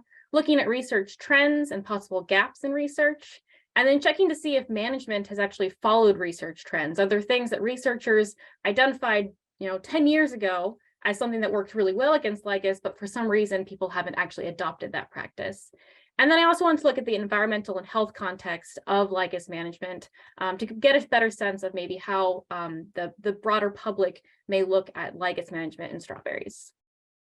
And as I said, I don't have any data on this, so I had to turn to publicly available databases. And this includes things like the USDA National Agricultural Statistics, county crop reports, the great data provided by the California Strawberry Commission, things like Web of Science, pesticide product label systems through the EPA, pesticide use databases from Cal DPR, and then also toxicity data from PubChem. So a variety of different sources out there for me to turn to kind of dig into this question, despite not having any research myself. I didn't actually find anything super interesting in terms of trends and research. This has been a problem that's been around for a long time, and there's been funding and publications coming out kind of at a pretty regular rate within the last 20 years. So people are working on this problem, and there's getting money thrown towards it. So that's a good thing that we're still working on it. We haven't kind of lulled at any point. So jumping into production context, this is something that a lot of people have actually brought up in terms of lygus management. This here is looking at the acres planted in all of California. Obviously, most of that is on the central and south coasts. And from 2009 through 2021, there really hasn't been a total change in acreage. Acreage has been relatively consistent, but there are some smaller trends when it comes to the specificity of what that acreage looks like. So here you can see there's 4 different colors, a dark pink and a light pink. That's fall planted conventional production and summer planted conventional production. And then there's 2 green bars indicating organic production. And in terms of summer planting and organic planting, there's been pretty significant increases. So summer planted strawberries have increased almost 4 times, and then organic almost by 3 times. And what that tells me is that there's strawberries for more time of the year, which means that lygus doesn't necessarily have to move to a different crop or non-native or non-crop vegetation. It means that they're able to continually just move from strawberry field to strawberry field. And those organic acreages actually might provide a refuge for lygus bugs, which could be useful for mitigating resistance to insecticides. So whether getting hit with the same insecticides over and over again in conventional systems, those organic fields may actually be helping us keep those tools in our tool belt. And so I wanted to actually go really far back because I said I don't really know too much about the system yet to see when lygus started popping up as an issue in strawberries. And as a genus, so that larger group of lygus insects, they first were detected to have injury to strawberries back in 1880 out in Illinois. So lygus bugs, not the Western tarnished plant bug, but other species, have been causing problems in strawberries for over 100 years now. So this is a problem that's been with us for quite some time. And there are multiple records of this in the 1890s describing the damage that we know today as cat facing, making strawberries one-sided and unmarketable. So we've kind of been aware of this problem for quite some time, and we're still working on it. Something that I actually found quite interesting is that there's a bug vac-like system that was used on peach stalk back in 1910. They're trying to adapt this technology to see if it could work on lygus bugs, not in a strawberry system, but as I said, it's peach stalk. And they actually found that it didn't work super well. If you can see this picture here, you might have a good understanding of why it maybe didn't work super well. The technology back then wasn't very advanced. And it's just interesting that we've kind of come back to these types of tools and techniques with better technology in ways to manage lygus bugs. And then it wasn't until the 1960s that Lycus asperus, the species that's found here, was actually confirmed through scientific studies as the source of cat facing in strawberries, in addition to other sources of cat facing like pollen limitation. But this is really kind of the red flag here that Lycus is causing that damage. And then moving forward to kind of more recent decades, this is when management really started to take off now that we recognized that lygus was causing this damage in strawberries in California. And in the 1980s, this was the first bug vacs were tested. And then kind of from this point on, there was a lot of work looking also on managing weeds, which can be an alternative host for lygus bugs. And then throughout the 1990s, a lot of attention was paid to biological control in the form of parasitoid wasps. So there were actual releases of this one Anaphes aioli species.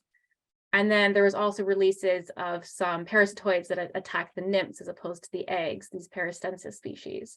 So this is great. We already have some mechanical tools. We already have some biological controls. This is really great coming from an integrated pest management perspective, that we're not just stuck looking at one tool and we're kind of up a creek for other things. In the early 2000s, this is when folks started incorporating alfalfa trap crops with bug vacs. So having that kind of that cultural control and just enhancing the controls that are already there. And then now looking into the future, it looks like there's some possibilities for some other controls and other technologies. So for me, this is a really great thing to jump into because there's already so much work that's been done and already so many tools that are getting tested and improved. And there's some other things that have kind of come up in the lygus publications, looking at host plant resistance, possibility of using reflective mulches, and then also looking at semiochemicals, so kind of the chemical communication for lygus bugs and maybe how they're finding the plant hosts, and just kind of exploring these other possible tools from other systems in pest management. So we've got all these great tools here, but then of course, there's also been insecticide trials that have been ongoing throughout this time period. And as I said, I'm a toxicologist, so the insecticides are kind of where I wanted to dig a little deeper into lygus management. So going back to the kind of early to mid 90s, there weren't a lot of chemistries available, as far as I can tell, for lygus management. There's these pretty harsh chemistries, carbamates like lannate or methomyl, and organophosphates like dibrom or malathion.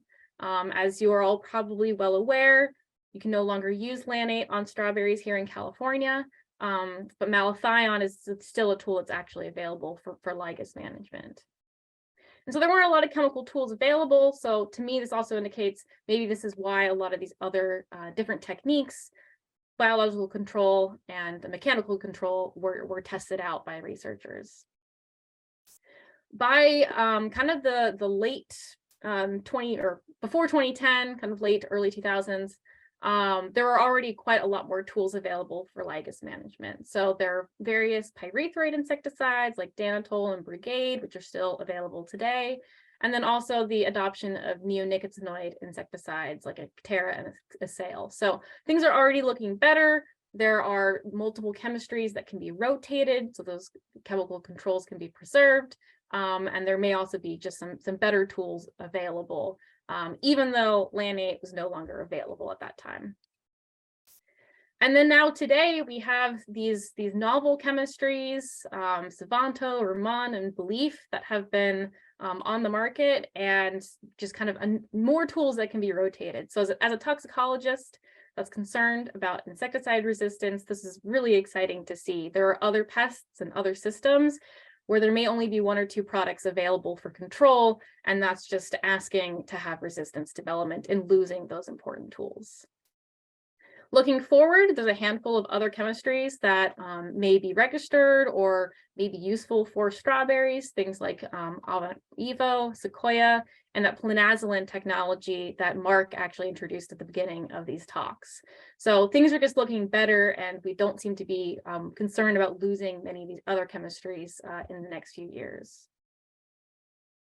And this is also true for the organic systems and for biologicals. There's, of course, pyganic, pyrethrin insecticides that are available, but then various fungal controls, bacterial controls, even some botanical essences that are out there, and neem products.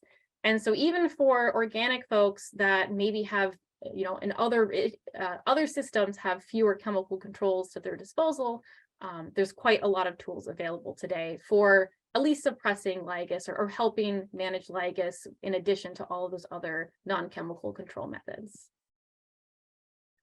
So then I wanted to look at kind of the application of these various chemistries. Just because something is on label for lygus in strawberries, and just because researchers have tested them, doesn't necessarily mean that people are using them or finding them actually effective in the field. So these are data that I pulled from the California DPR. And these are all the different chemicals that I have identified. There's probably other ones out there as having lygus on strawberries on the label. And as you can see, from about 2007 to 2018, kind of pulling all of these chemicals together, there's been an increase in the total acreage or kind of total amount of applied chemicals to strawberries for lygus management, also probably for some other pests. So this could be pretty concerning that we're increasing the total applications or the number of applications, but the chemistries have changed over time. And so that's going to have a different effect on things like health and the environment. So this is where I wanted to pull in kind of information on toxicity. As I mentioned, things like lanate, generally considered a pretty toxic chemical, but then some of these biological products are relatively less toxic to people and to non-target insects. So I took that data from the DPR and then used kind of a proxy of bees and mice or rats as a kind of a toxic representative to get an idea of how toxic these chemicals are, to get this kind of arbitrary toxic unit so we can compare apples to oranges. We can compare that lanate to these more kind of newer chemistries that have very different modes of action. This is not to say that we're talking about bees specifically, it's just that the kind of only insect that we have good data for toxicology. So this is kind of just represent insects overall in these chemistries. So for looking at bee toxicity in general, kind of, how toxic have the chemicals been over time, things getting more toxic for bees or things getting less toxic for bees or insects in general. I'm supposed to have a line pop in there, but basically things have been pretty consistent. So even though the chemicals that folks are using have changed over time, we've lost lanate or that methomyl, we still have kind of the same amount of power when it comes to managing insects in these systems. As you may have kind of seen a little flash there of this, this is looking at mammal toxicity. So it's rat data, but kind of a good representation of human toxicity. So this has actually been a different story where after the removal of lanate from lygus control in strawberries, toxicity has dropped pretty significantly. And I think that this is really important when people are having conversations about maybe we need lanate again since lygus has been getting worse. I think the public is going to have a hard time swallowing that pill and having a hard time thinking about getting lanate back on label, just because things are a lot safer for the folks that are applying pesticides or people that live near these fields. So this is something that I found pretty interesting, that despite we have all these different chemistries, we have so many pesticides you can use against lygus, there has been this really downward trend in the risk to people. And then something else I wanted to look at was kind of just a rough estimate of cost of control, because this is obviously going to have a big effect on people's ability to manage lygus in these systems. And for most of the different chemical groups, costs haven't really changed too much because usage hasn't changed much. And the one thing that I really saw from this was that Belief or flunicimid, which was adopted in around 2012 for use on strawberries, that has greatly increased the cost to manage lygus in terms of just chemical control. I wasn't able to factor in things like vacuuming, if that's changed at all, or if there are other practices that people have adopted that have increased cost of management. So I think this is something to really be considering as we're talking about different control tactics and trying to look into ways to possibly decrease the cost of chemical management for lygus. So kind of visiting back these overall kind of things that I was trying to hit as I was looking into lygus management. In terms of production, it looks like there's more summer and organic production, which might change things for the worse when it comes to more access to strawberries for more time of the year for lygus, but there may actually be benefits with that organic production and reducing insecticide resistance, which could allow us to keep using those chemical controls that we've been using for decades as we also adopt new chemical controls. In terms of research trends and gaps in research, I think that there might be something interesting about host plant resistance that's coming from other systems, but really we have a lot of tools, and I think a lot of the research is currently focused on improving those existing tools and should continue on improving those existing tools. In terms of management, we have more tools than ever before. We have all of these different options and things that can be integrated to help manage lygus and strawberry systems. And I think as long as we're using best management practices, we can, optimize the actual management of lygus and make sure we can keep using the tools that we have. And then in terms of environmental and health context, this was something that was actually pretty happy to see. We're on the right path when it comes to moving towards lower risk insecticides. We're maintaining the ability to control lygus or have kind of, high toxicity to insects, but we're having lower risk to humans when it comes to managing lygus bugs. So I think this is something great to see, especially since there's a lot of public interest and public misunderstanding when it comes to pesticide use on strawberries. As I said, I'm new, and I know I probably missed some really important details when it comes to lygus management. And I would really love people to reach out to me, both with questions and then also comments. So I am better equipped to jump into strawberry research and extension because I want to be helpful over the next few years. I don't want to be kind of lost in my world of misunderstanding. And then as Yu-Chen mentioned, if you have kind of other questions unrelated to these presentations, feel free to reach out to us. And with that, I guess I'll take any questions in the question and answer box here.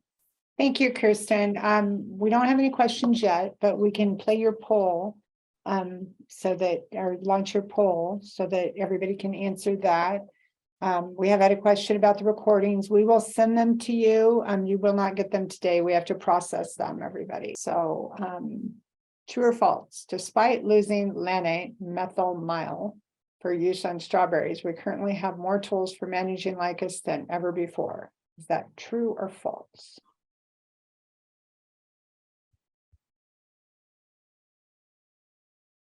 And that must have been a good question because everybody's answering it very quickly.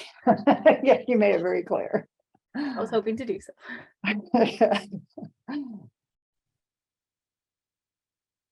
So that's a cow, right? Is that a cow on the poll?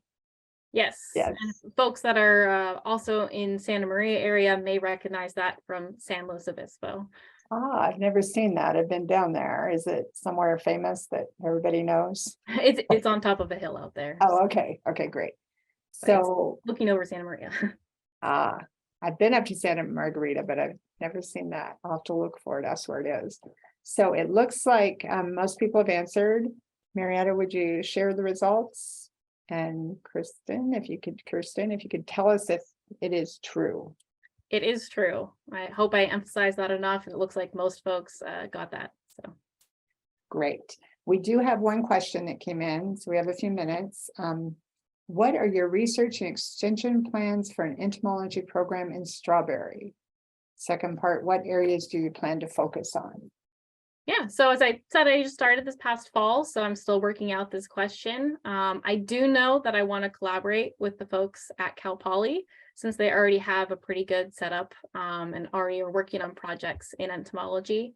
I want to work on project problems that people are facing. So I know lygus is a big issue and spider mites are a big issue. I'm working on thrips and lettuce, and that's something that's also affecting strawberries. So whatever I hear from folks as problems that they're dealing with or kind of questions that they've been asking, that's what I'll end up focusing on. Excellent. The next question from Mike Nelson, even though the industry has quite a few insecticide tools, there's a big problem with resistance / insensitivity in the lygus populations. How can you help us with this?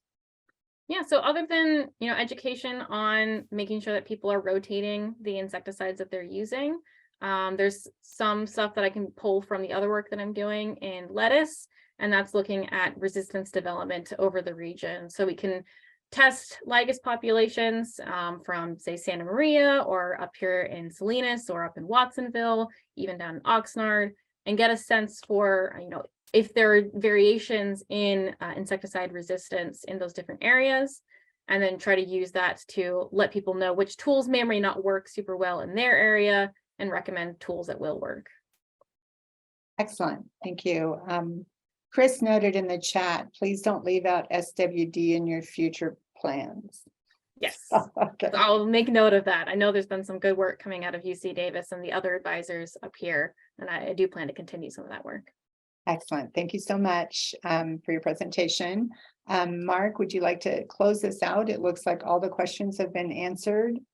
If you have anything to add, is that pesky? I got it. I Great. don't mute myself during the break, but then for the conclusion, I just wanted, we've had a lot of participants in this meeting today. I thank each and every one of you. I thank all of the presenters that this has been, as promised, there's a lot of new data here, and so it's been really good. Any feedback you have, you can call me direct. You can reach me on the email. You know that, and good and bad, please let me know. Okay, but again, thank you everyone for being part of this meeting today. Thank you very much. Very good. And that concludes 2023 Annual Strawberry Production Research Meeting. Thank you. Thank you all.